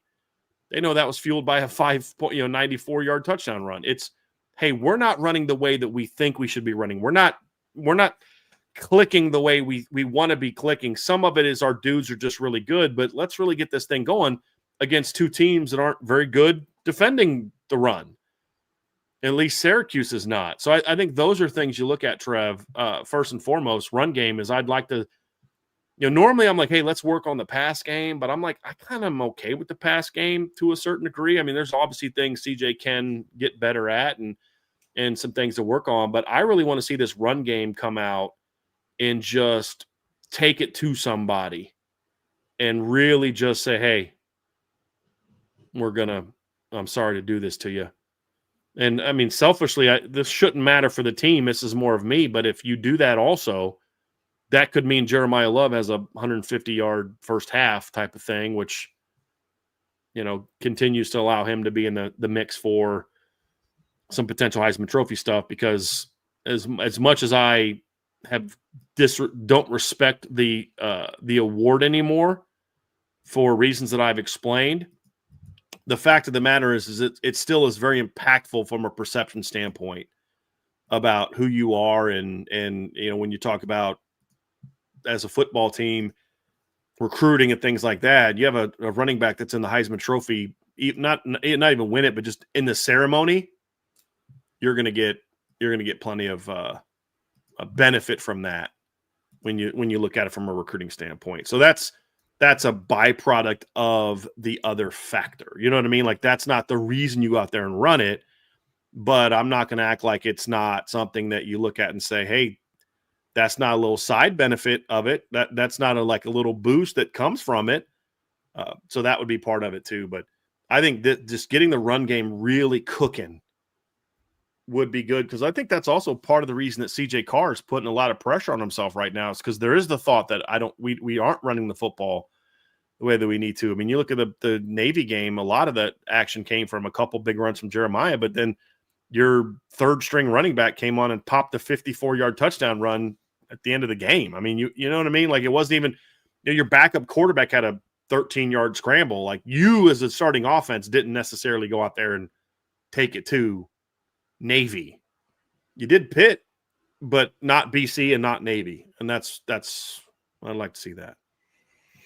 Yeah, I agree with all of that. My adjustments on offense are still a little bit more big picture. They still struggle with finishing, and they played 10 games this season. Like, being consistent. Now, all the things that you listed out go into that. Agreed completely. But they're still inconsistent finishers, which is really frustrating at this stage in the season. How do you get better at finishing? Improving the run game, taking some of the pressure off of CJ. I get that. And I agree with you 100%. I mean, and if Notre Dame is able to do that, then they're going to really start beating opponents the way that they should have. I would argue that the Pitt game should have been more. I mean, they put up 37 points as a team. They didn't score on consecutive. The only time they scored on consecutive possessions is when Jay Love ripped off that 56-yard touchdown run, and then Tay Johnson picked off the next play. It's the only time. Like, I know as a team, they're averaging 38.5 points per game. In the last 6 games, the offense themselves have only been over 30 points twice. And it was against NC State and Navy. And so I want to see them finish a little bit more. Like, that's where they're at. They've been really good at times. Now, part of that is you're losing possessions because you're getting kick returns for touchdowns and pick sixes and all that, but that's not the primary reason. The primary reason is because you threw an interception inside the 5-yard line against USC, missed a field goal and missed 2 extra points. Missed a field goal. The primary reason that you didn't score that many points against Boston College is because you fumbled the ball inside the 5-yard line, missed a field goal, and missed 3 extra points. The primary reason, so you kind of look, the primary reason against Pitt is because you turned the ball over on downs at the 6-yard line. Somebody said, well, it ended up working out because, they punted and you went down and scored them. It's like, well, maybe, but how do we know they wouldn't have scored there, forced a 3 and out, got the ball back, and gone down and scored again? So, yes, finishing is a big part of that. But it's what leads to finishing. It's being better on early downs. Like, as good as the run game was on Saturday, here's a little tidbit from my run game breakdown, which, as I mentioned, is on the message board. You guys should check that out. But Notre Dame had, so run game wise, I had them down for 187 yards on 33 carries because officially they were less than that because they counted the swing pass to Jeremiah Love as a backwards pass. My job is not to give you official stats. My job is to evaluate the run game. That's not a run play. So I don't count that as a run, even though it's in the stats. 187 yards on 33 carries is a very good performance. What's interesting about that performance is, Trevor, is Notre Dame had a 77.8% efficiency rating on second down, and they were 100% 2 for 2 on fourth down. They only had a 27.8% efficiency rate on first down running the football against Pitt. So that's a factor for me that I want to see them perform better in that regard. Is finish better? You finish better because you're doing these things better. You're running the football more effectively. You're running it more consistently. CJ's making better decisions. Your receivers are doing this better. You're better on third down. All those type of things go into that. But yes, you'd like to see this team finally get the ball. But I'll be completely honest with you, Trevor. The reason I'm not going to talk a lot about finishing for what I care about is because if you start punching the ball in the end zone against Syracuse, I'm not going to really dude, they're terrible. It doesn't. It's a good step, but I don't know that it fully answers my questions of can you do that against a better team? If you start, the O-line starts playing with more cohesiveness, the O-line starts being better blocking here, Joe Otting moves his feet better, Sully moves his feet better, CJ starts making reads better. That'll make me feel a little bit better that you can get there. But as soon as I say that, though, I'm like, yeah, but they did fumble the ball inside the 5 against BC and missed a field goal and 3 extra points. So even against bad teams, they haven't done it. But I think that's where your focus is. It's not so much on beating BC or Syracuse. It's because what can happen, Trevor, in games like this is because the team is so bad, you start trying to make plays. We talked about this in the BC game. You start trying to play hero ball. You start trying to do this, trying to do that. So you bounce a play you shouldn't bounce and you get a -2 or you get hurt. You try to make a throw you shouldn't make. And, Malachi Fields goes up and makes a phenomenal catch on it. Or if you bounce the run and it works, you make a dumb throw and it works. You run a half lazy route and it works because the dude across from you is so bad. That's how you develop bad habits. Well, I can just do this and I'm going to go out there and do that. And then you try to make that same throw, or try to make that same bounce in the playoffs and like, wow, it didn't work that well. The other team's got the ball now. So that's part of the reason too, is you don't want to be developing bad habits. And that can happen in coaching when you're playing teams that are as bad as what Syracuse is. Because guys, here's what we're not going to do this week. We're not going to sit here and lie to you guys and try to act like, hey guys, this Syracuse team's dangerous. If Notre Dame doesn't do this, and this, they can beat you. This team has zero chance of beating Notre Dame. If Notre Dame plays the way they played last year against Northern Illinois, they will beat Syracuse by at least 14 to 17 points. Yeah, if the storyline this week is if Notre Dame doesn't play the style of football that they should, they just don't cover. And right now on FanDuel, it's 35.5. Like that's what we're talking about. I'm with you. Syracuse is not beating Notre Dame. Right. So we're not gonna do that thing. We're not Coach Holtz. We're not motivating a team. The team doesn't listen to us. They shouldn't listen to us. They should be out there focusing on doing what they need to do to win this football game. And that's why I talk about leadership as such an important thing. But I'm not going to sit here and lie to you guys and act like, oh, well, if you don't do this, and this, then, Pitt's got a chance to upset you. Now you say, well, what about 2008? That Notre Dame team sucked. That bad 2-8 Syracuse team came in and beat Notre Dame and, did this and, they'd already fired their coach and they had to, Notre Dame was up 23-10, blew the lead. Yeah, but that was a Notre Dame team that went 6-6 and fired their coach a year later. That was not a very good Notre Dame football team. This is and I would argue that Syracuse team is still better than the Syracuse team the way they're playing right now. This is not a good football team. Are they good enough at certain spots, talent-wise, to maybe score more than they should? Yeah, and we'll talk about that.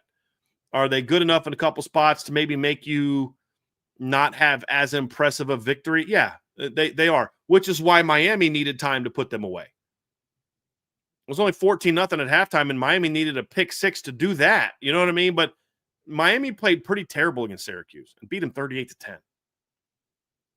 So we're not going to sit here and lie to you and act like, hey, they're good to go. You just got to battle. They're not that. This is about Notre Dame. The other side of the ball, Brian, on defense, it's a little bit more simple, I would argue, than the offense. Like, I don't want to paint this picture that there's like nothing we can learn from the defense in their matchup with Syracuse, but for them, the message is simple. Just be who you've been the last 6 games, really 7 games when you factor in Arkansas. Here's a crazy number for you. Between Texas A&M and Purdue, Notre Dame's defense gave up 71 points. In the last 6 games, really since Arkansas, and that entire time span, they've given up 80. So in 2 games, they gave up 71. From Arkansas to Pitt, they've given up 80. On one hand, that's really good. Yeah. Yeah. In one hand, and it's not 86. I know when you add up like just the opposing team's numbers, it's that, but Notre Dame, Pitt had a pick 6 in the last game. So that's not literally not on the defense. So very, very interesting numbers. But for the defense, I think the moral of the story, I think that just hits home, is just be who you've been the last month and a half to 2 months. Mm-hmm. Yeah, it really is. And this is, I was talking earlier, Trevor, about the, developing bad habits. This is even more so true for the defense than it is the offense, because they've been so incredibly dominant. They've been so good that you kind of are like, okay, and this is exactly what we talked about going to the Boston College game. So this shouldn't sound unfamiliar to anybody, but it was about, okay, yes, this team is bad. We said this. Notre Dame can play very poorly and still beat Boston College, and that's exactly what happened. They did not play very well in that game, and they still beat Boston College by 15 in a game where I don't care that it was 18-10. Nobody on the planet actually watched that game and thought, gee, I think Syracuse or BC has a chance to win this game. Like, literally nobody thought that. But you did have a black eye, and you developed some bad habits, and you want to try to avoid those things. So you want to try your best to not have those things happen here in these last couple games. I think that's a very important piece of this equation for the Notre Dame defense. Is like, dude, just keep doing what you're doing, right? And due to this Syracuse offense, really what you should, which is absolutely annihilate it, and just don't even let them like sniff. Like, I think the way to motivate them is like, there's certain things that you can do in this game to say, we haven't done this year. Like, we haven't had a shutout. We've given up double-digit points, in the last X number of games. Now, honestly, the starting defense really didn't give up a single scoring drive. If you think about it, the starting defense didn't give up a scoring drive all game. The only points they gave up was literally on a drive where they went 3 and out, because they started with the ball in field goal range.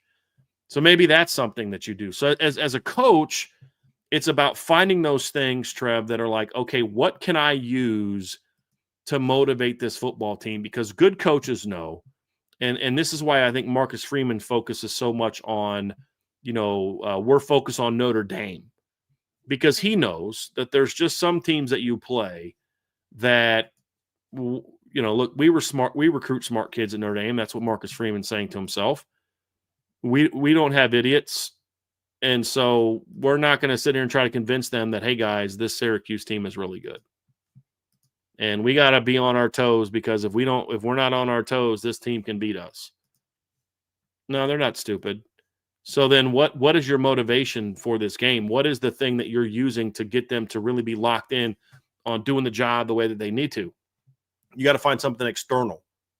Oh, hey, we're here, we're this, we're that. We're like, it's almost kind of like, if you're Marcus Freeman, you're thinking about the playoff rankings tonight. Like, look, number one, I want to get in the playoffs, so I want to be ranked as high as possible. We'd like to host a game, so it'd be cool if we got in at 8. But if they dropped us at 10 after beating a ranked team, it's almost kind of like, sweet, now we've got some way to motivate our team. All right, we know our kids are going to be fired up and feeling disrespected. Did you see how pissed off the Notre Dame players were after the game on Saturday? You see Jeremiah Love talking about Pitt? Like, he was legitimately like, those guys disrespected us. And it's like, whatever Marcus Freeman and the coaches were saying to them during the week had these players thinking that Pitt was disrespecting them. Like, find something like that. Find some sort of motivation. We're trying to accomplish this.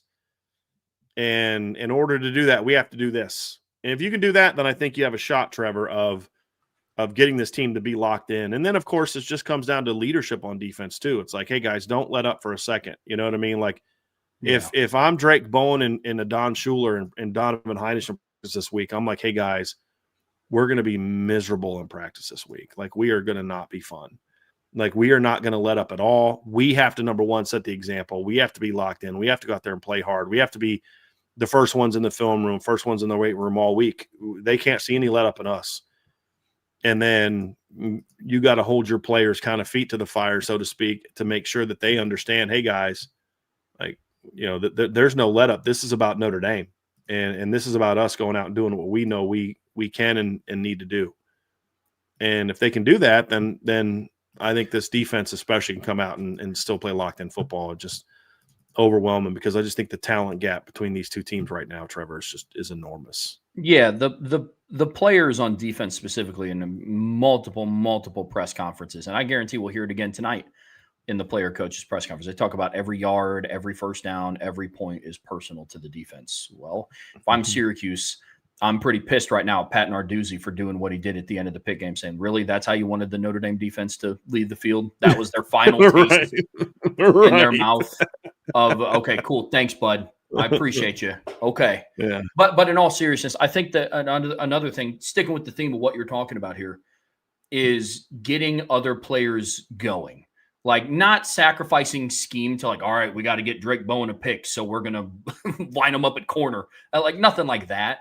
But I'm talking about players like Boubacar, like almost like rise to the challenge. If you're a true competitor, like kind of like what Juwan Sider did with Jeremiah Love's, like, I don't think you got a 90-yard touchdown in you, and then he rips off a 94-yard touchdown. Something like that. And he's taunting his position coach as he's running towards the end zone, like, right? Yes. Right. Like, if I'm Al Washington, and this is, let me preface, this is no shot at Boubacar because he's a dude. But if I'm Al Washington, I'm like, hey, Boob, you've gotten one sack in the last 3 games. Mm-hmm. What's happening? You know what I mean? Like, just little individual challenges like that. Like, not to Josh Burnham's got more than in the last game than you've got the last month. Yeah. It'd be a little stuff like that.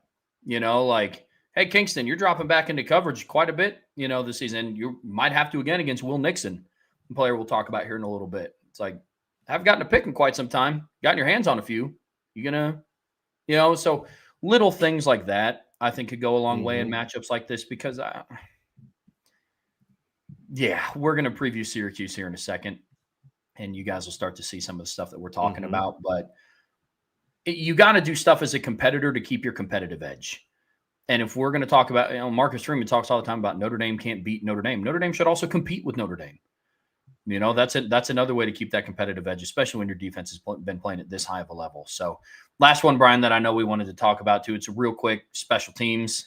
What's at stake for them? I want to say one thing real quick. The Notre Dame, I want to find this out. I want to know what the modern Notre Dame sack record is. Well, there really is only a modern Notre Dame sack record, because they didn't keep sacks as a team when Ross Browner, Ross Browner was playing. But last year's 40 sacks was one off of the 21 season when Marcus Freeman's team had 41. They're at 28 right now. I would really like to see if they can get to that mark by the end of the season. Regular season. That would be something like that I would kind of maybe use as a little bit of motivation. Argument could be made if they were, better tacklers against Boise State and NC State, they damn near might well be there. They could have had. Yes. Well, and this past weekend might have been the worst of all of them. I mean, they should have had 7-8 sacks in each of those games at least. Yeah. And they could be close to 40 right now. You are absolutely right. But that would be something that I would like to point at, because they had 40 2 years ago, and then 40 last year, and then 41 Freeman's first year, which I think is the modern record.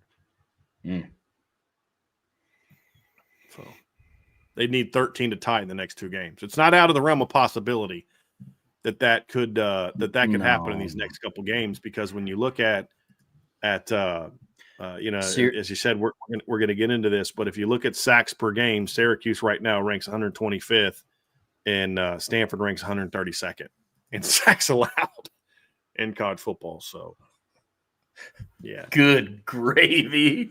Oh no. Okay, pin the ears back, boys. Yeah, and Pitt ranked 121st this past weekend, but let me go see what Pitt was before this, because they weren't high, but they were low, but they weren't that low. Going into the Notre Dame game and sacks allowed, they ranked 120th. Yeah, sacks allowed. They had given up 26 on the actually 121st, so they stayed the same, it would seem. So they'd given up 26, and then Notre Dame got 4, so they're still 121st. But yeah. But as we said, the walk-on quarterback that Syracuse has is not as elusive as Mason Heitchel and C.J. Bailey and Maddox Madsen. And Ben Goldbranson, that poor child, he is definitely not as mobile as the guys that they'll be facing. So, yeah. He didn't play against North Carolina. I am curious if he's going to play this week against Cal, but yeah, it's going to be a fun couple weeks. Should be the last side of the ball. I know we're talking about what's at stake real quick. Special teams, get Eric Schmidt a little bit more experience. Yeah, that's a big thing for me. And if I'm Marcus Freeman and you're in a second half game and you've got a big lead, I'd be more prone to kick a field goal than I would have in some other games. Because a lot of times teams won't kick late field goals when they're up big, because it's viewed in the coaching world as kind of running it up, where if you just go down and score a touchdown, hey, you didn't stop us. Like, what are we supposed to do? Take a knee with 5 minutes left? Like, we can't really do that. But, like, when you kick, like, a field goal, it's kind of considered running it up a little bit. Don't know why it's that way, but coaches have very weird, unofficial rules or whatever.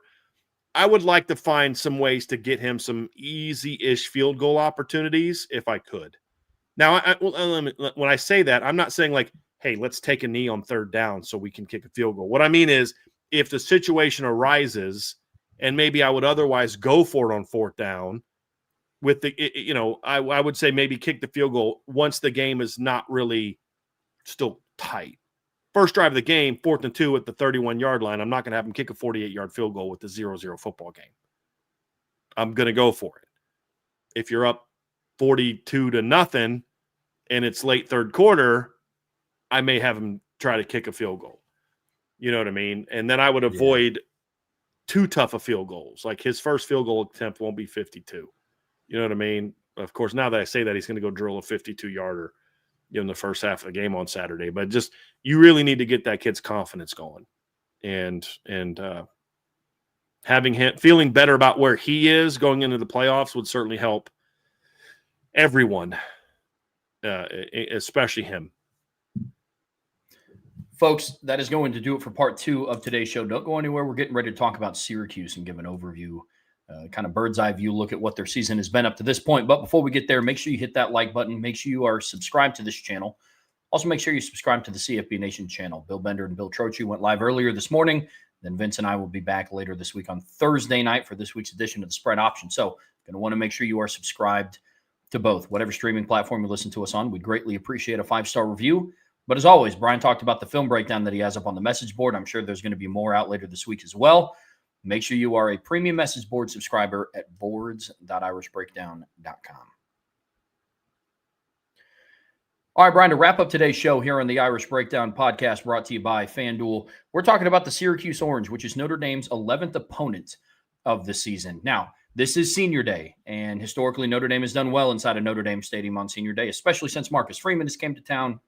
It's gone back a little bit after that.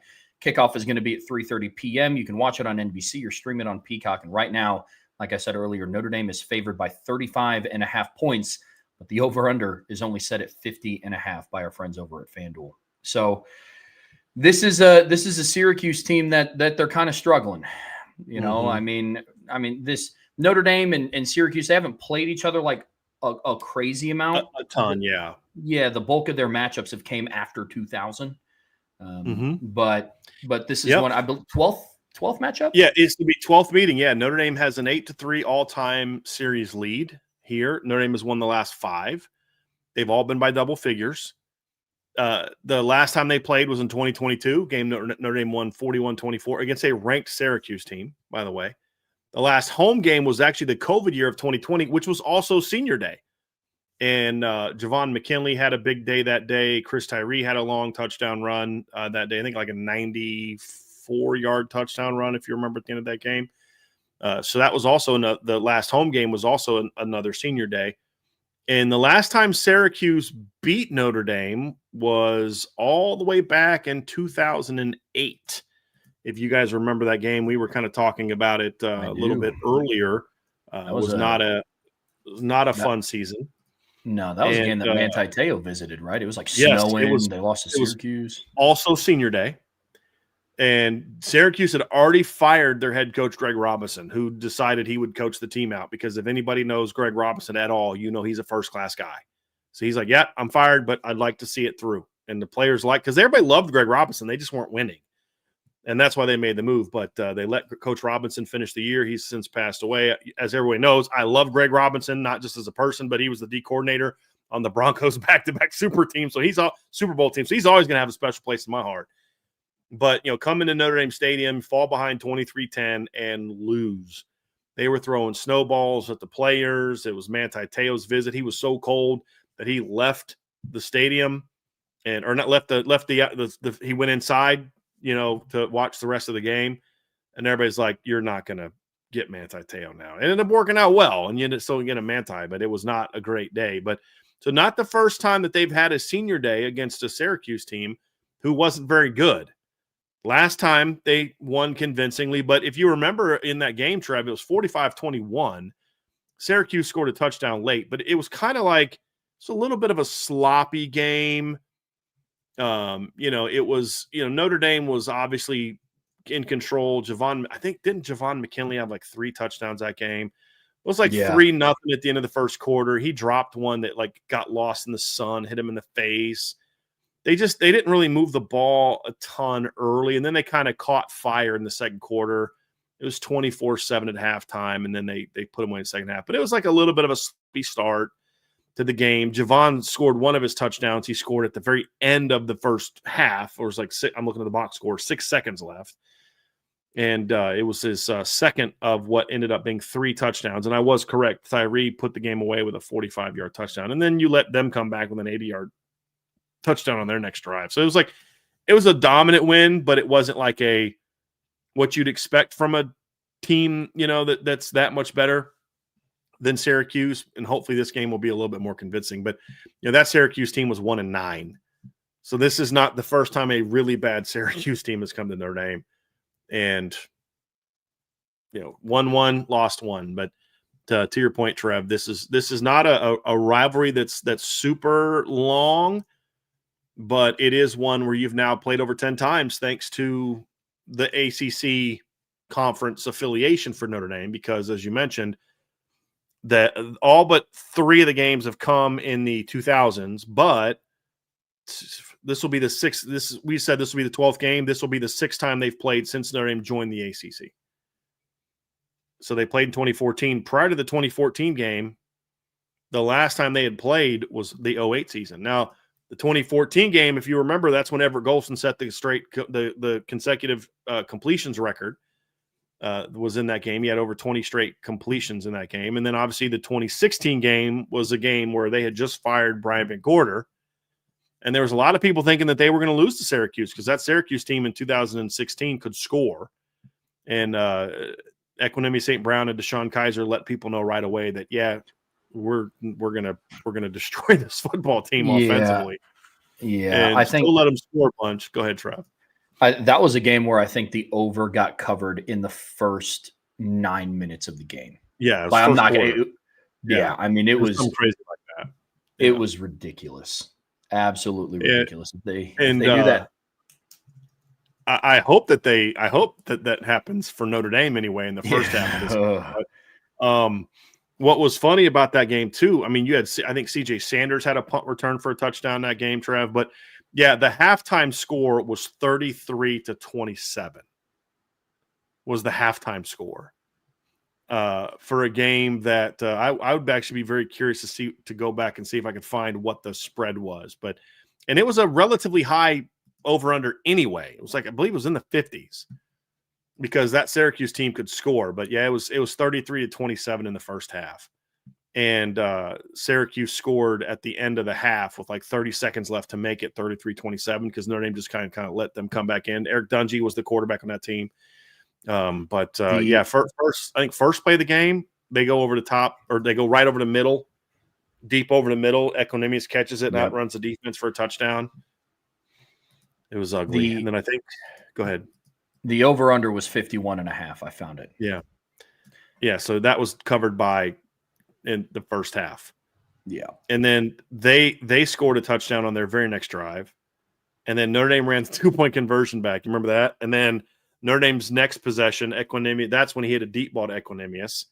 And then Syracuse answered with a 72-yard touchdown of their own. It was 16-13 within the first 5 minutes. Actually, no, I'm sorry. Then CJ Sanders returned the ensuing kickoff for a touchdown. It was 23-13 in the first 5 minutes of the game.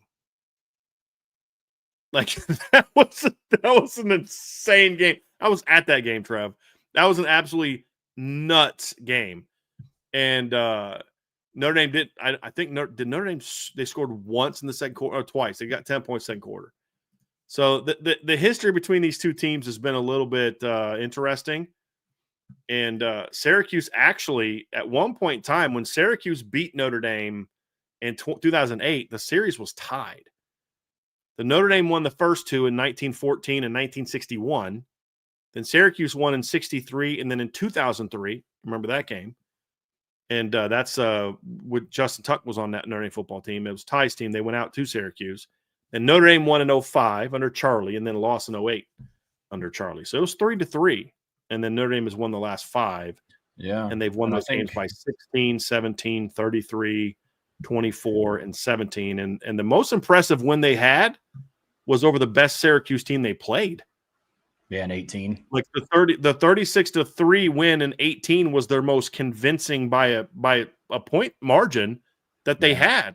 And that was a Syracuse team that won 10 games that year and almost beat Clemson. They were ranked in the top 20 at that point in time. So it is kind of interesting how that is. And remember, I was going to say Don Schuler because he reminds me a little bit of him. But Jalen Elliott had a pick 6 early in that game. And he had like Notre Dame really took it to him. Yeah. Really took it to Syracuse in the game. And then eventually knocked Dungy out of the game. So they absolutely that was the best Syracuse team they played.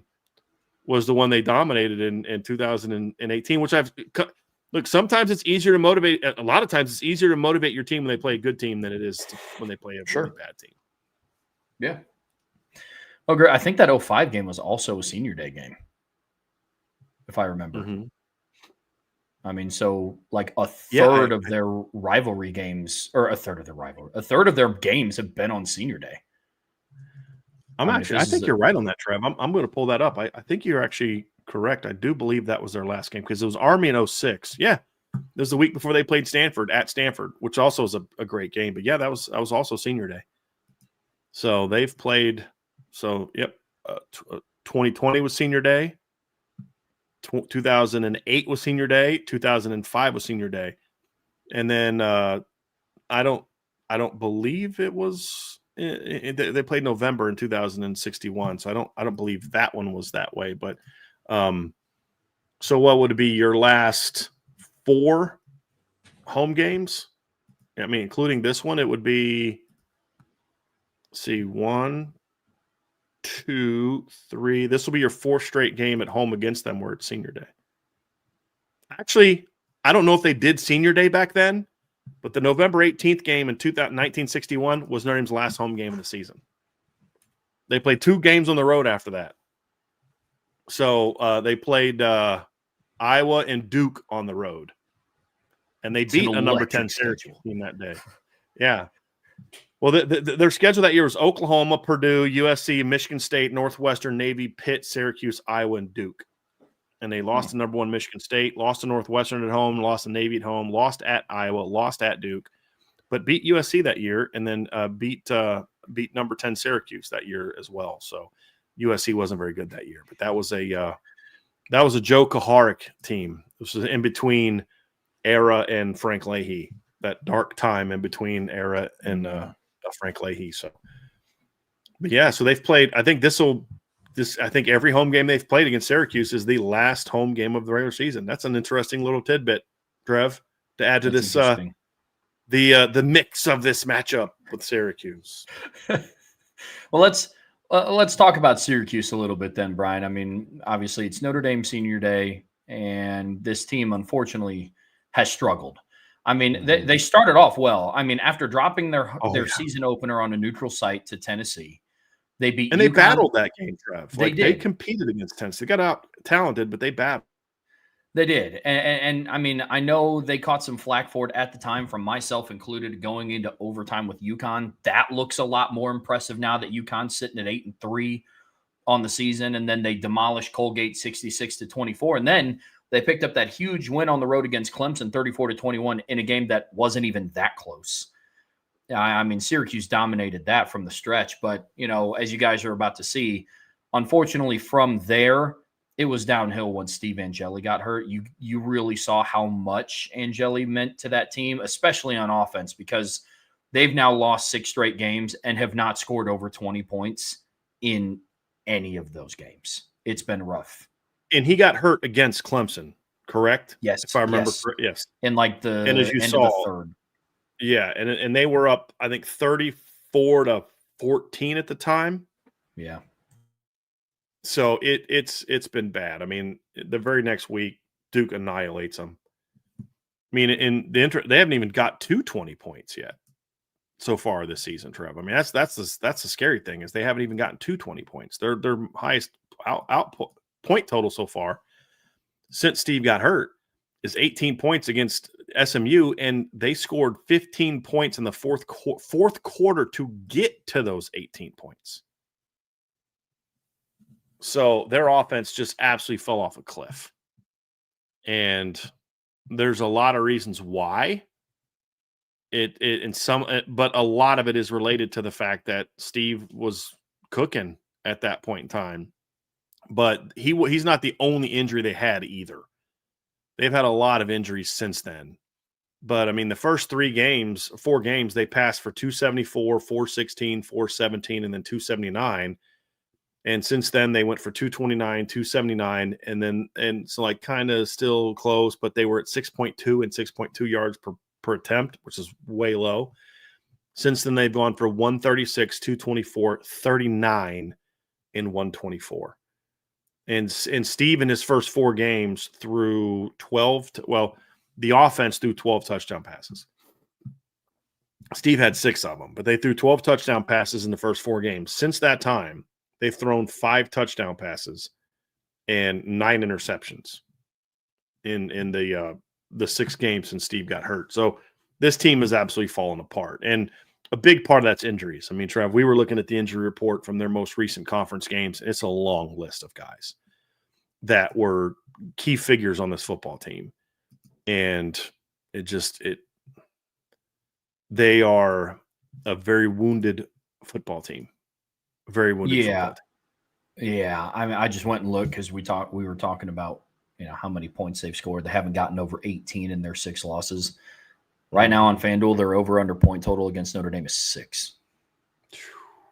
That's rough. That's right. Now, that's also compounded with the performance in Notre Dame's defenses the last couple of weeks. I understand that as well, but I mean, it's rough. When I was putting together the recruiting article that's out now, I was looking at how much shifting had gone on in their offensive line, and it's crazy. I mean, just in the last week, you know, Cam Pringle had to start at right tackle because Demetrius Witherspoon got moved to left guard because TJ Ferguson was injured, which meant Joe Cruz had to start at center the last 2 games because Austin Collins was like hurt. I mean, just up front alone, Brian, to your point about all the injuries that they've sustained, I mean, they've been decimated with them. It's really unfortunate. Really unfortunate.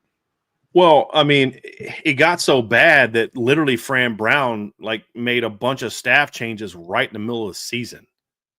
They basically fired the receivers coach, and Josh Gaddis took over the receiver coach role and was pass game coordinator. Nunzio Campanale and Michael Johnson swapped roles. Campanale was the tight ends became the tight ends coach, and then Johnson took over as quarterbacks coach. So they moved their tight ends coach to quarterbacks coach, their quarterbacks coach to tight ends coach, and it just was like, dude, this is like really bad. It was it was rough. I mean, you're pretty much basically throwing everyone under the bus at that point in time. And the comment that he made was like, look, we're not coaching to the strength of our players, with Ricky Collins being a primary reason why. They weren't coaching to what does Ricky do well. Well, now, Ricky is physically and mentally just destroyed right now at this point in time. And they're going to start Joe Filardi this weekend, who is a freshman, a walk-on, who played a bunch against North Carolina, went 4 for 18 for 39 yards. So it's a rough situation to be in right now for them. They're really a hurting football team, and their defense was never very good, Trev. Like, that was a part of their team that was never going to be like a strength of theirs. They were scrappy, but I mean, they're really struggling right now. They've only held 3 opponents under 400 yards. But here's the funny part: those 3 opponents are SMU, Pitt, and Miami. Yeah, it's just like, what? What? Those are the 4 teams that you held under 400 yards. But Miami was at 6.8 yards per play. And Pitt struggled that game, and SMU was at 5.8 yards per play. Part of that is I believe they had some non-offensive scores, I believe, in that game. And with the amount of interceptions being thrown, I'm sure that short fields were also a factor. Like Pitt had a 4-yard scoring drive. They had a 40-yard scoring drive. Yeah. And they called off. I mean, SMU only scored 7 points in the second half. They kind of called off the Dogs a little bit and had some of their own issues in that game. But it was an ugly performance. There's no doubt about that. But like the Miami game last week, again, part of that's just short fields. Syracuse actually did a decent job against Miami in the first half. But, Miami's second touchdown was a pick 6. So, and they had a field goal drive that went 5 yards, another touchdown that went, only 51 yards. But it's funny, they've kind of stepped up and been somewhat better in some of those other better teams. So, but they're just not very good.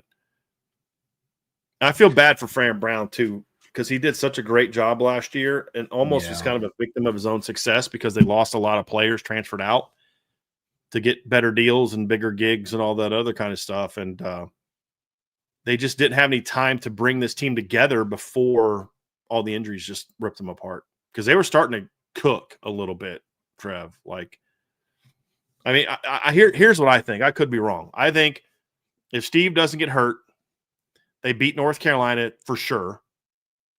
And I think that they would have had a shot to beat both Duke, maybe even Pitt at home, maybe, because Pitt was in that was Pitt's second game with their new quarterback. Yeah, maybe first game with the new quarterback, second game new quarterback. So they're at least sitting here at 5-5 at the very least if Steve doesn't get hurt, in my opinion. And that's at least. But yeah, I don't think you're far off with that at all, man. I mean, Steve was cooking. I told you this before the show started. I mean, there's a reason why he still led the NCAA in passing yards the week after he got hurt. Yeah. I mean, he got hurt against Clemson, missed the week of September 27th, and then going into the week of October 4th, he still led the NCAA in passing. There's a reason for that. That offense was cooking. Let's talk a little bit, Brian, about this Syracuse offense, and I know we have some numbers to go along with that too. But we already talked about some of the woes going on with that team, and unfortunately the offensive line and some of the injuries are a part of that. I mean, I talked about the shifting going on the offensive line. It's rough. I mean, it's really rough. And so, offensively, they just haven't been able to get much going since Steve's injury. No, and you can see, Trev, I mean, you talk about how Steve led the nation in passing yards, meaning, so what, it doesn't mean that Trev's not like, okay, the game after they got hurt, but like he gets hurt in a game, then the whole next week goes by and he still leads the nation in passing. And now you look at them and they're 52nd in the country in passing yards per game. Like they're 104th in passer rating.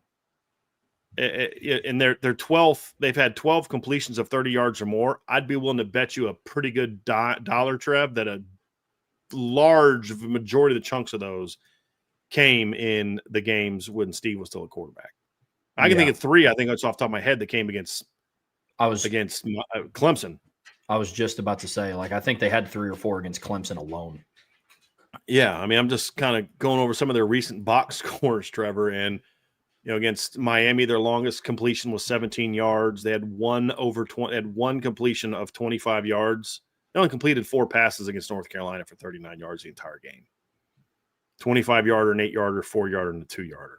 It's just like, and that was at home, so you can't be like it was weather related. It was literally in a dome. They had, against Georgia Tech, they had 3 big plays against Georgia Tech. Against Pitt, they didn't do a whole lot in that game either. They had longest reception was 26 yards. The next longest after that was 12. Against SMU, their longest reception was actually they had a few. This is so weird. They had 2 long ones against SMU as well.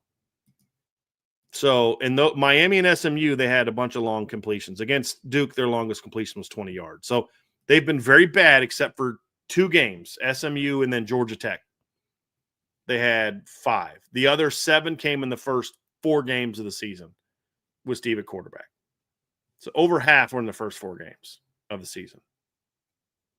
They've completely – and this is a team that I think led the nation in passing yards last year, I believe. Didn't Kyle McCord lead the nation in passing yards last year? Sure did. Yeah. Yep. By over 400 yards. I mean, one of the biggest reasons for their struggles is some of the numbers there on the left-hand side. Even when Steve was playing, he did not have a run game to support him. Some of those rush game numbers are not new to them not having Steve Angeli. And unfortunately for them, they got into a position where a very inexperienced quarterback in Ricky Collins, and I'm not trying to paint this picture that Steve was some vet, but a young player in Ricky Collins had to go in and do what they asked him to do what Steve Angeli did without the support of a run game. I mean, they're 122nd in the country in yards per rush. It's not like they were 40th when Steve was their starting quarterback. Right. I mean, they have 10 rushing touchdowns on the season. I mean, Jadarian Price and Jeremiah Love combined to get that in 2 games. Yep.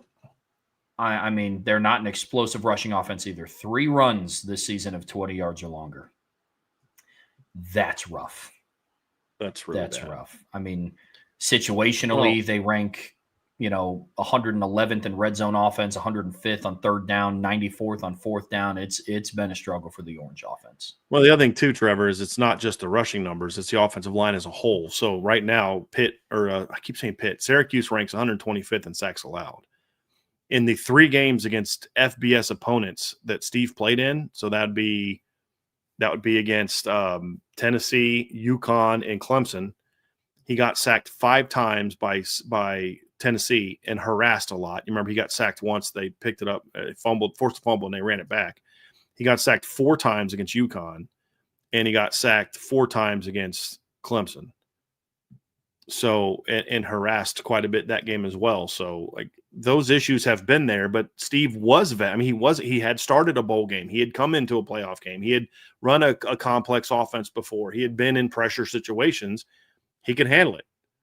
Same thing with Kyle McCord last year. Kyle was even way more experienced than what Steve was and playing in big games. And he could handle, if the pressure was there, he knew how to get rid of the football. He could take a hit and get back up and keep pounding, where, You put a young guy like Ricky Collins in the game who's never really played a meaningful down of football before, and all of a sudden he's getting harassed and hit. He doesn't know where to go with football. He starts looking at the pass rush. He gets happy feet.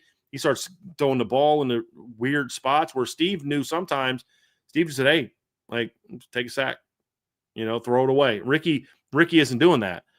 And so, like you said, I think your point is absolutely spot on with their offense. The issues that have plagued them since Steve went down have always been there, but the terrible play they've had at quarterback since then has exacerbated those issues and not allowed them to escape. Because some of that stuff, Trevor, was also prevalent last year.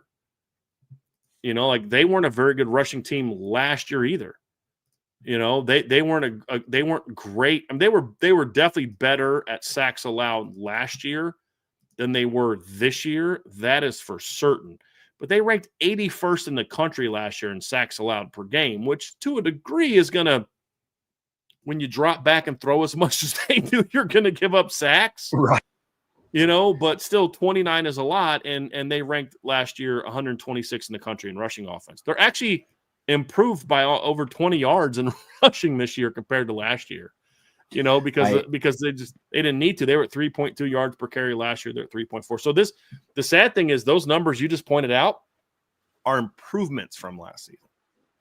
I got some more numbers for you. Let's hear them. I love that. I love numbers.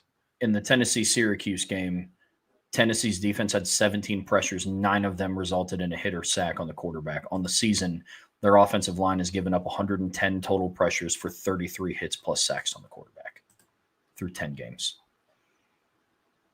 Yeah. Yikes. And that includes games against like Colgate.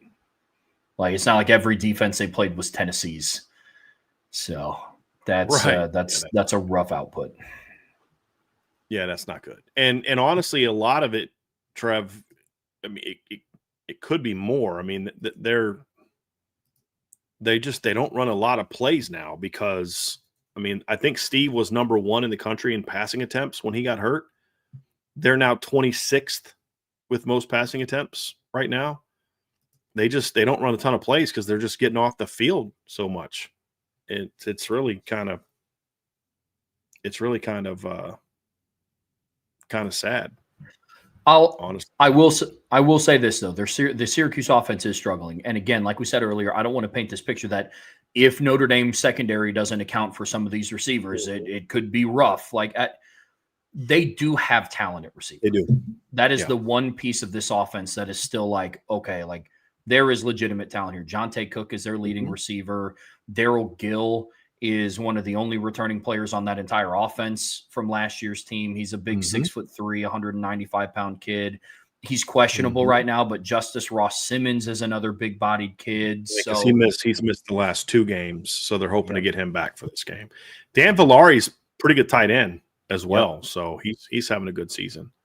I mean, and to your point about Darryl Gill, Trev, first he's had since Steve's been hurt, he's had 19 yards receiving, 13, 34, 79, 4, and 18. But he had 2 for 33 against Tennessee, 4 for 84 against UConn, 6 for 152 against Colgate, and he had 2 for 41 against Clemson. He had a very impressive touchdown catch in that game. And same thing, same sort of Jonte Cook. He in the last three games, he's had 4 catches for 62 yards. He had 6 for 113 against Clemson, and he was actually kind of cooking the first couple games after that. And then teams kind of figured out like, hey, we're going to take this guy out of the game, and they've been able to do that. But you are correct. If this would be like Notre Dame would win this game if Steve Angeli played, they'd win this game convincingly if Steve Angeli played. The over-under would be way higher than it would be if he played. And I would be a little bit more concerned about it would be a lot like last week's game against Pitt, honestly. It'd be like, guys, this is a really good receiving core. They don't run the ball very well, but their running back can catch the ball in the backfield, and they got a gutsy quarterback. But their O-line's not very good. It'd be very similar to the matchup last week against Pitt if Steve was still playing. And I think that the game would go a lot like that. Like they're going to make a couple plays in the pass game. You just got to prepare yourself for that. Oh, I mean, a very underrated matchup in this game is Jonte Cook versus Devontae Smith. Like if their quarterback play was better, that's a legitimate matchup. I mean, Devontae Smith has, he played really well against Raphael Williams, but it's still, I don't want to call him an unknown, but Devontae Smith's sample size of what he's done in coverage as a nickel corner is still relatively limited because of his injuries earlier this season. So that had the makings of a potential good matchup, but because of the injuries and they're starting a freshman walk-on at quarterback, that matchup between Jonte Cook and Devontae Smith has significantly less luster than what it would have, unfortunately. But let's for some of the struggles on offense, their defense, however, this is just kind of who they've been all season.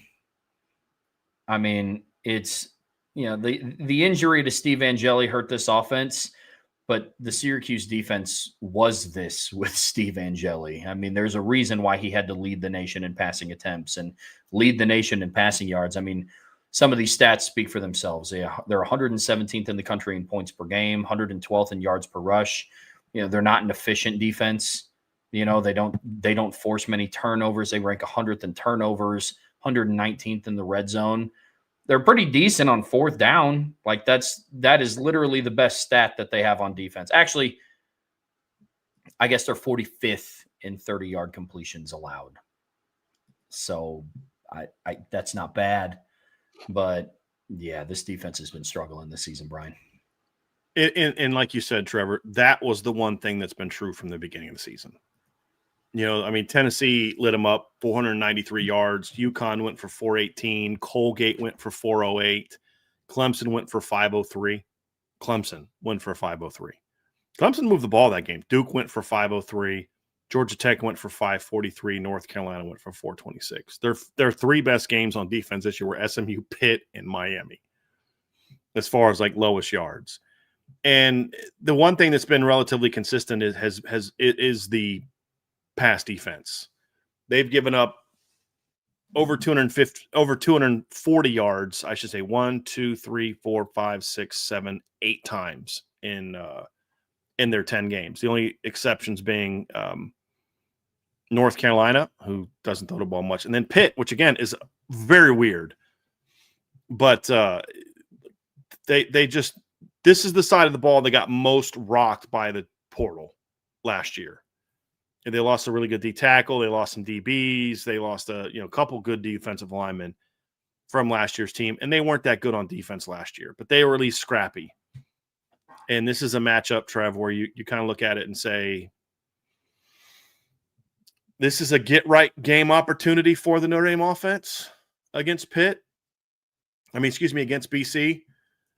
You just hope that they can kind of, like I said, be locked in and not commit silly penalties, not commit the kind of drive-killing plays that can maybe not allow you to play the way you're capable of in this game. But yeah, this is a Pitt defense that's been struggling quite a bit.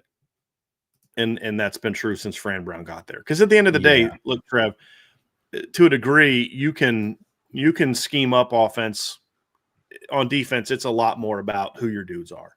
Yeah, 100%. And they don't have a lot of talent on defense. I'd like to give you some things that they do well. They have some individual players that do well. Some, but I mean, the list really just isn't that long. I mean, they have an interior defensive lineman, Kevin Jobity. He leads the team in tackles for loss and sacks. He's 6'4", 300 pounds. Like, I know we're not really David talking Reese about, on the edge is a good player. Yeah. Their corners have length. Like just from a measurable standpoint, like they have like a 6 foot tall nickel corner. Both of their corners are over 6'1" or 6'1" or above. I mean, it's just it's rough over there, man. It really is. It is. They have decent size up front. Like, they're bigger than Pitt. David Reese is a name some of you know. He was at Florida and then transferred to Cal. Had a couple good years at Cal. He's a 6-year guy. The Jobity kid you talked about, Trev, is a 300-pounder. He's been at Syracuse for 4 years, so he's a veteran guy. Rashard Perry's another one of their guys. That plays a lot. He's 295. So like they're not like Pitt where they're just like woefully undersized, which Pitt was, but they're thin though. That's a problem. Like when they take one of those guys off the field, Chris Thomas plays a lot at D tackle. He's 315. So they have some decent size, but they don't move all that well, and they're really, really, I hate to say this, I'll be nice about it. They're not coached all that well schematically on defense. Like there's a reason teams consistently have the success on them that they have. They're just a very undisciplined defense. Mm-hmm. I mean, in like schematically, philosophically, executionally, they have 111 missed tackles through 10 games. Yeah. That's rough. I mean, for all of I'm looking to compare. I mean, for all of the issues that Notre Dame has had tackling, and this includes some of their lesser performances against like the Texas A&Ms. They're at 91 in the same amount of games. I mean, there are 20 less missed tackles. Well, you want to. Here's another thing to consider, Trevor. Their defense ranks 95th in the country in plays. So like 695 plays they've been on the field this year. Notre Dame's been on the field for 30 less plays than Syracuse has. That's half a game basically. Mm-hmm. So that factors into it as well. And like you said, they're just. He's going to have to make – Coach Brown's going to have to make some – he's going to – I love saying this, but he's going to have to make some changes this offseason. Yeah. When you look at this football team. I mean, they rank 67th in the country in penalty yards. They rank 66th in the country in most penalties per game. Now, Notre Dame's had their moments too, but you can't be that. You can't turn the ball over a bunch, not force a lot of turnovers, have a lot of missed tackles, be penalty prone. You can't be all those things. All those things together are the mark of a team that's not very good. Yeah. I mean, you can't put all those things together. And honestly, if you go back and look at their box scores, like since they've been bad, a lot of teams seem to just kind of call off the dogs on them. I mean, SMU had 24 points at halftime, only scored 7 in the second half.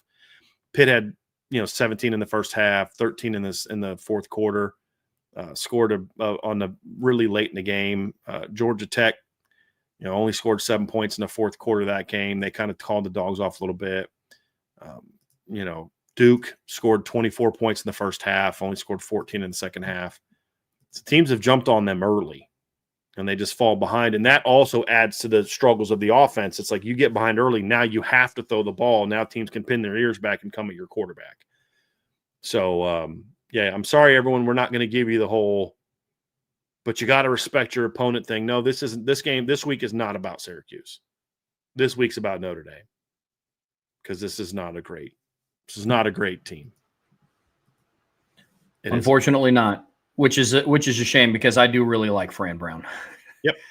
I do really. Hey, they are kind of money in field goals. The kicking game, though, they're 10 of 11 on field goal attempts and a perfect 21 for 21 on extra point attempts. So, what's that like? There you go. Oh man. Yeah. Well, good deal. There you go. Their punters averaging 47.7 yards per punt. Bang. Got a really good punting name, Jack Stonehouse. It's a good football name. That is a good football name. That's like the name of a guy that played for the Steelers in the 70s, right? You know what I mean? Or the Packers in the 60s or something like that. You know what I mean? Like, I can hear John Facenda's voice and John Stonehouse with the tackle that jars the ball loose in the ice bowl, something like that. Yeah, good name. That is a good name. So if this game comes down to a field goal, Trevor, Notre Dame might be in trouble. If this game comes down to a field goal, there's more issues than Syracuse's money kicker. Yeah. That is for sure. That is for sure. Yeah. Super chat from Beefeater ND08. Thank you, Beefeater. Appreciate the super chat. If Notre Dame ran duo 70 plays in a row for the next 2 games, what would your score prediction be? Hit the thumbs up and say something nice to someone today. They would win convincingly, but it'd be really boring games because the other teams still aren't going to score on this defense. But they wouldn't score nearly as many points. I mean, look, this isn't them going against a Division III team or like a really, really bad FCS team. This is still a Division I football team. There's still a couple NFL players on this team on both sides of the ball. They're not just going to come out and run that every play and just score 50. Now you could say run duo for every run play, and okay, then they're going to destroy Syracuse if they only ran that one play. But not if that's all they do. They're good, but they're not that good. And Syracuse isn't that bad where they can do that. Super chat from Pete Weber. Thank you, Pete. In your opinion, what will it take for Jeremiah Love to get an invitation to the Heisman ceremony? What are the real chances he can win it, in your opinion? I mean, he just needs to have 2 really good games. And I mean, just 100+ yards of total. I mean, I really think that the last month has positioned him very well to be a potential finalist. I mean, you're seeing a lot of people releasing their rankings, and they've got him in the top 3 or 4. So at this point in time, if Notre Dame, if he does well the next 2 games, which he could honestly get to 100 yards by halftime of each of the next 2 games. You know, I think he'll get in. I mean, look, he's got because here's the thing, he's got the highlights, right? I mean, there aren't many backs, with all due respect to what Lane Kiffin said and Pat McAfee said on ESPN today. Kawan Lacey's not the best running back in college football. He's averaging 4.9 yards a carry. Yes, he scores the most, but that's an offensive thing. But, you know, he's number 3 in the country in rushing yards per game. He is tied for 4th in the country in rushing touchdowns. He is, you know, over 6.4 yards per carry. The production is there. Let me see if I can get some of these other statistics here. Yards from scrimmage. He is 3rd in college football in yards per scrimmage. He's only 9 behind the leader, and he's only 2.2 behind the highest guy at the P4 level. You know, and he's higher yards per carry higher yards per play than the guys that are around him. And so let me see here. See if I can find this one here real quick. Yeah, they don't mark it that way. But I mean, so and then you look at scoring. He's up there in scoring this year. You know, he is 3rd in all of college football in touchdowns. He's got 17. The only Power 4 guy ahead of him right now is Kawan Lacey, who has played 1 more game than Jeremiah Love. That number could change this weekend. So the production's there. He's had big game moments. He's great in 2 back-to-back games against ranked opponents. Actually, 3 back-to-back games. Because you and I have talked about this, Trevor. So we don't care what Jeremiah Love does against teams that aren't good. We care what Jeremiah Love does in the big games. And, you know, obviously he didn't get a chance to do a whole lot against Miami. He was very good against Texas A&M. You know, rushed for 94 yards. They balled him up somewhat in the run game. Still got 94, but then he catches 4 passes for 53 yards against, you know, in the pass game, has a great catch up the sideline for a big play. You know, they play USC on the road or at home in a top 25 matchup. He rushes for 228 yards and a touchdown. Also catches 5 passes for 37 yards. They host Navy in a ranked game. He basically plays only 3 quarters, rushes for 94 yards, has 27 yards in receiving, so he's over 120 yards in that game as well. And then there's a national spotlight game, national TV, game days there, ranked opponent, great defense, number 3 rush defense in the country, and he goes for $147, his 3rd highest output of the season. 6.4 per carry, has a touchdown, then adds 20 yards receiving, and he's had crazy highlights in each of those games. And so I think he's done enough to be a finalist as long as he does that again for the next 2 weeks. The odds of winning it, slim at this point in time. I think him winning it would require Julian Sayin and Francisco Mendoza to just have some absolute clunkers. Problem with Mendoza is he's only got 1 game left, and that's against Purdue. Now, Julian Sayin could maybe ruin his chances by throwing a few picks against Michigan and struggling, and you know, I don't know that Diego Pavia is going to, I still can't believe people have him in the top 5 of Heisman voting, which is just, as of people do that. Yeah, as of right now, Jeremiah Love has the 7th best odds to win the Heisman according to FanDuel. Ahead of him is Fernando Mendoza, Julian Sayin, Marcel Reed, Diego Pavia, Gunnar Stockton, Haynes King. I mean, right now, if you're asking me who I think should if it was up to me, I'd bring 5 guys to the ceremony. It'd be Jeremiah Love, it'd be Jacob Rodriguez, it'd be Marcel Reed, for sure. Haynes King.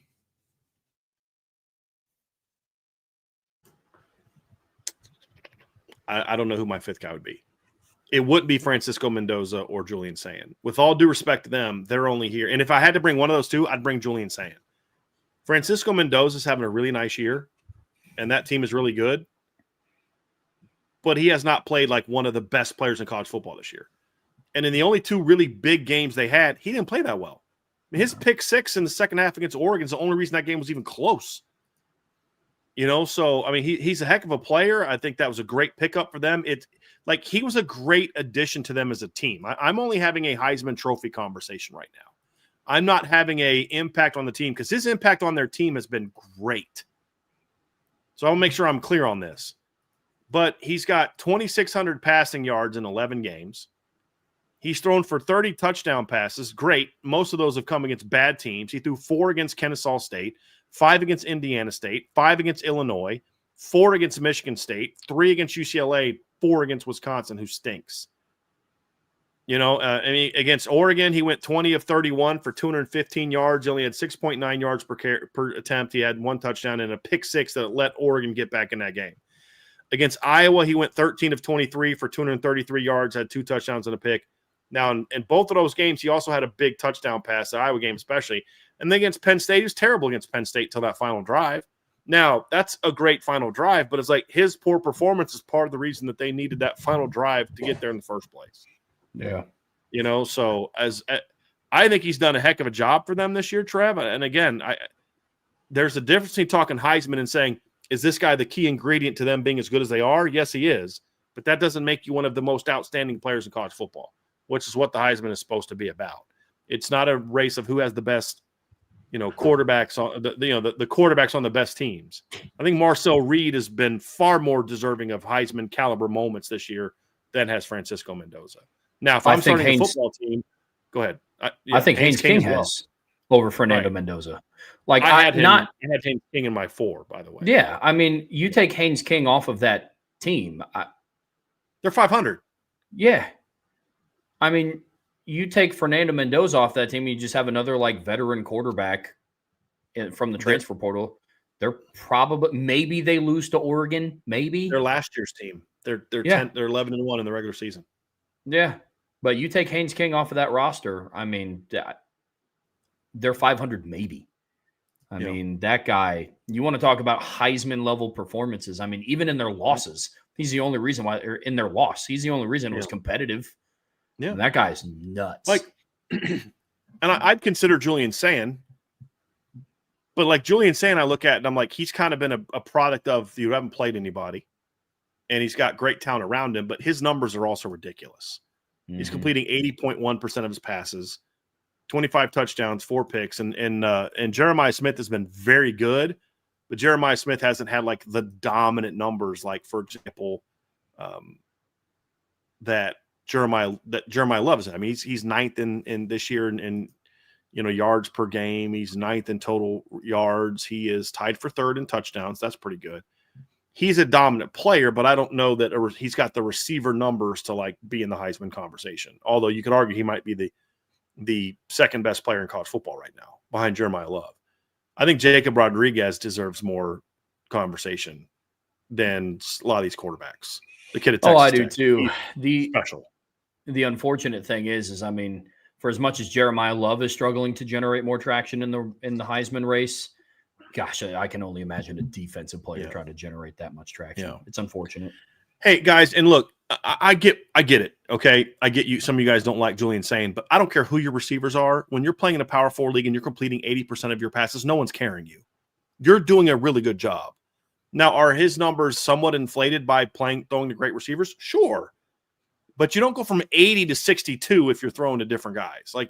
We can give the guy credit and say he's having a heck of a year for a redshirt freshman without us acting like he's a mid guy that's only putting up numbers because he's throwing to Cardinal Tate and Jeremiah 100%. Smith. I mean, that's just, to me, I think that's a bad take. I also would like to remind people that in this last game against UCLA, let me pull up his numbers in this game, Julian Sayin's numbers against UCLA.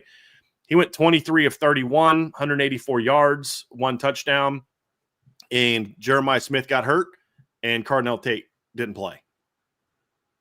So, like, that's the counter to what I just said. Well, he had one game where he didn't have Jeremiah Smith healthy and didn't have Cardinal Tate, and he had bad numbers. They didn't ask him to do a whole lot that game. So I'm sympathetic to the notion of you don't have Julian Saint in the Heisman conversation. My whole thing is, like, I just don't know who else you're going to put in there as the fifth guy. Because I don't know if Jeremiah Smith has the numbers to do that. But he still played well. But So we agree, Trevor, on Love, Rodriguez, Haynes King, and Marcel Reed. Do we at least agree on those four? Or are you out on Marcel Reed? No, I agreed with your five. Yeah. Who was my fifth? Did I say Sayin? You said Julian Sayin. I don't feel great about that one. I feel like there's somebody else I could think about, but that's kind of where I'm at. Yeah, I mean, unfortunately, once you get outside of the P4, like, you have to have somebody putting up video game numbers to even be in and you don't have that. You don't have an S and J. I mean, shoot, Byron Brown.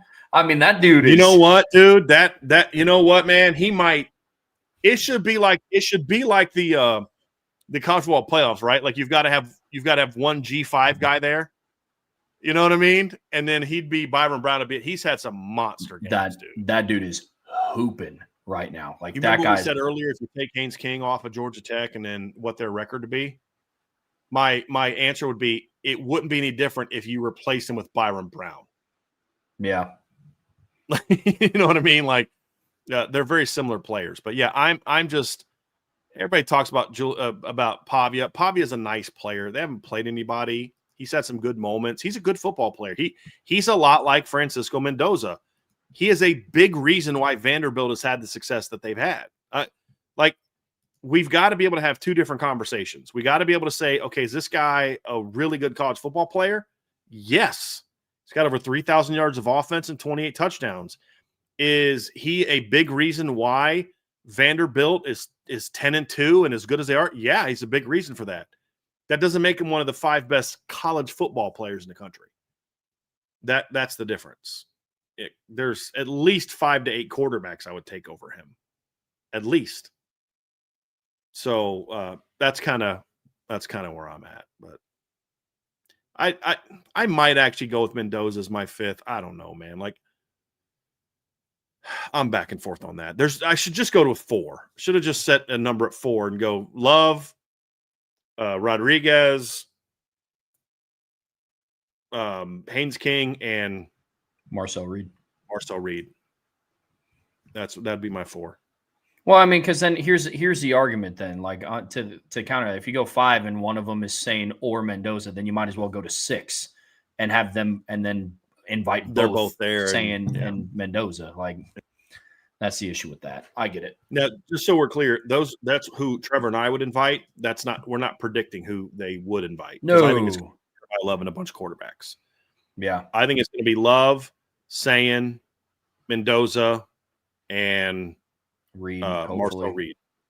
That's who I think it'll be.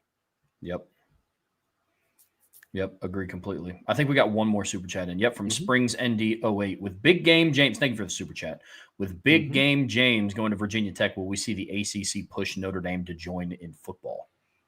I mean, they'll always try to push Notre Dame into football. They're not doing a great job of it right now. They're just doing things to piss Notre Dame off. James Franklin going to Virginia Tech is in no way, shape, form, or fashion going to have any impact on Notre Dame joining the ACC. Because, number one, that's a long-term commitment. Do you know that James Franklin's going to stay at Penn State for the next 10 years? He should. Like, this should be the job James Franklin retires from. If he's smart, this will be the job he retires from. But competitors are competitors, and there's going to come if he does well at Virginia Tech, which I think he will, a job's going to come open in 2, 3, 4 years. You know, that's a big job that might be very attractive to him and that he may run. But so and then you jumped in the ACC full time because James Franklin's there and he leaves in 3 years. Like, it has nothing to do with it. Is it something that the ACC might use to try to state their case? Hey, we got it. You know, sure, but it's not going to have any impact on what Notre Dame decides to do with the ACC.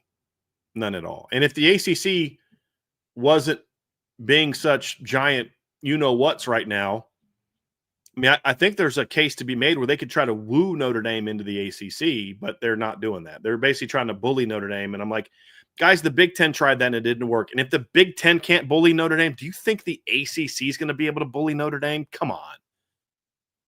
And so I don't think that'll have any impact on it. However, I will say this, Trevor, we didn't talk about it in the show because it wasn't really part of what we do, but this is a great hire for Virginia Tech. And we did talk about this a couple weeks ago. I've been saying for a while, you've agreed with me that James Franklin at Virginia Tech makes a ton of sense. A ton of sense. Yeah, he's a good recruiter. The areas that you need to recruit for North Carolina, he's already recruiting. He's got tons of connections on the East Coast. People got to remember, he was at Maryland for a long time. So like PA, Jersey, Maryland, DC, Virginia, Carolina connections, Florida connections. He's already had a ton of those connections. He can recruit well to a place that has a great talent base in that league. He is a guy who's a great motivator. We've talked about that. Great motivator. He's made much better staff hires in recent years. His kids play hard for him. Just not a big game guy, but his big games at Virginia Tech are going to be UVA, Florida State, and who knows what they're going to be, Miami, which are tough games, but that's a different animal than Ohio State, Michigan, Notre Dame. Like, it's a different animal. It's like when he was rolling Penn, they'd always beat Iowa, even though Iowa was good. They would beat Wisconsin was good. So, I do think that's a great hire. And then this last super chat from V1 Rotate V2. Thank you again for the super chat, but any chance Jadarian Price stays? There's always a chance, but it's highly, highly unlikely. Yep. Agreed completely. That was my answer. Yeah. So if you just shut up long enough to let me answer the question, Brian, I could have answered it. Yeah. I mean, Trev, the other thing is, I don't know that Notre Dame fans should want Jadarian Price to stay. If we're actually talking about like what's best for Jadarian Price. I don't know what you think about that, but that's my stance. What are your thoughts? Yeah, I mean, I'm same page, man. I mean, look, there's a growing trend in the NFL of like running backs with too much mileage on them just start to fizzle out. I mean, people talk about like some of the longer successful running backs in college or in the NFL right now. Like you think of like the Derrick Henrys. He was the premier back in Tuscaloosa for a year. I mean, it's not like he was a 3-year guy. Like a lot of running backs from Wisconsin, like Jonathan Taylor is kind of the outlier right now. A lot of running backs from Wisconsin who are like 3-year starters that were entering the league with close to 1,000 touches, they have like a 3-year lifespan in the NFL. Mm-hmm. So like Jadarian would be going at a good time. His path to the NFL, I think, would be similar to what Travian Henderson did. Like always around the conversation of being the number one guy in Columbus, but like injuries kind of held him back a little bit at one point in his career. So yeah, as much as selfishly from the Notre Dame fan aspect, I would love to see 24 back in South Bend, but like practically speaking, he should go. I mean, for his own future, he should go. But there's always a chance. You talk about like a guy like J.K. Dobbins, has a nice rookie year for the Ravens and then misses all of 2021 with an injury. Mm-hmm. Wasn't healthy in 22, wasn't healthy in 23, goes to the Chargers last year, plays 13 games, has a good year, comes to the Broncos, and he's, I believe, out for the year. Mm-hmm. I think you said, I think Jonathan Taylor's been one of the exceptions to the rule. Derrick Henry's one of the exceptions to the rule, but as far as a guy that had a ton of carries, but part of the thing about Derrick Henry in college is Derrick Henry didn't get a lot of his carries until his last year in college. Well, that's what I was saying. Like Derrick Henry was the premier guy in Alabama for a season, but like that's it. You go and you look at other running 207 carries his first 2 years, Trev. That's it. Yeah, I mean, you go and you look at other running backs. Like Wisconsin's always the frame of reference school that I talk about. Like they ran Monte Ball to death. They ran Melvin Gordon to death. They go to the league and they have like a 3-year career until they're obsolete. I mean, it's unfortunate, man, but that's what's happened. Yep. Well, folks, that is going to do it for us here today on the Irish Breakdown podcast. I believe the guys are going live here in a little bit on IB Nation Sports Beat for Shamrock Up, Shamrock Down, so you're not going to want to miss that. Brian and I will be back tomorrow at 1 p.m. Actually, we'll be back tonight. Shortly after the rankings get released, me, him, and Vince will be going live to go over all of the rankings that come out. Yep. Something like that. Like all the more reason to have that notification bell hit so you know whenever we go live and to be subscribed to this channel. And then Brian and I will be back once again tomorrow to go over keys to victory. And there will be a mailbag tomorrow. So you're going to want to make sure that you get your mailbag questions ready for tomorrow afternoon. On your way out of here, folks, please be sure to hit that like button. Whatever streaming platform you listen to us on, we would greatly appreciate a 5-star review. But as always, the best way to support what we do here is subscribe to the premium message boards at boards.irishbreakdown.com. So until next time, really until later tonight, here in a couple hours, that's Brian. I'm Trevor. See you back here very, very soon on the Irish Breakdown Podcast.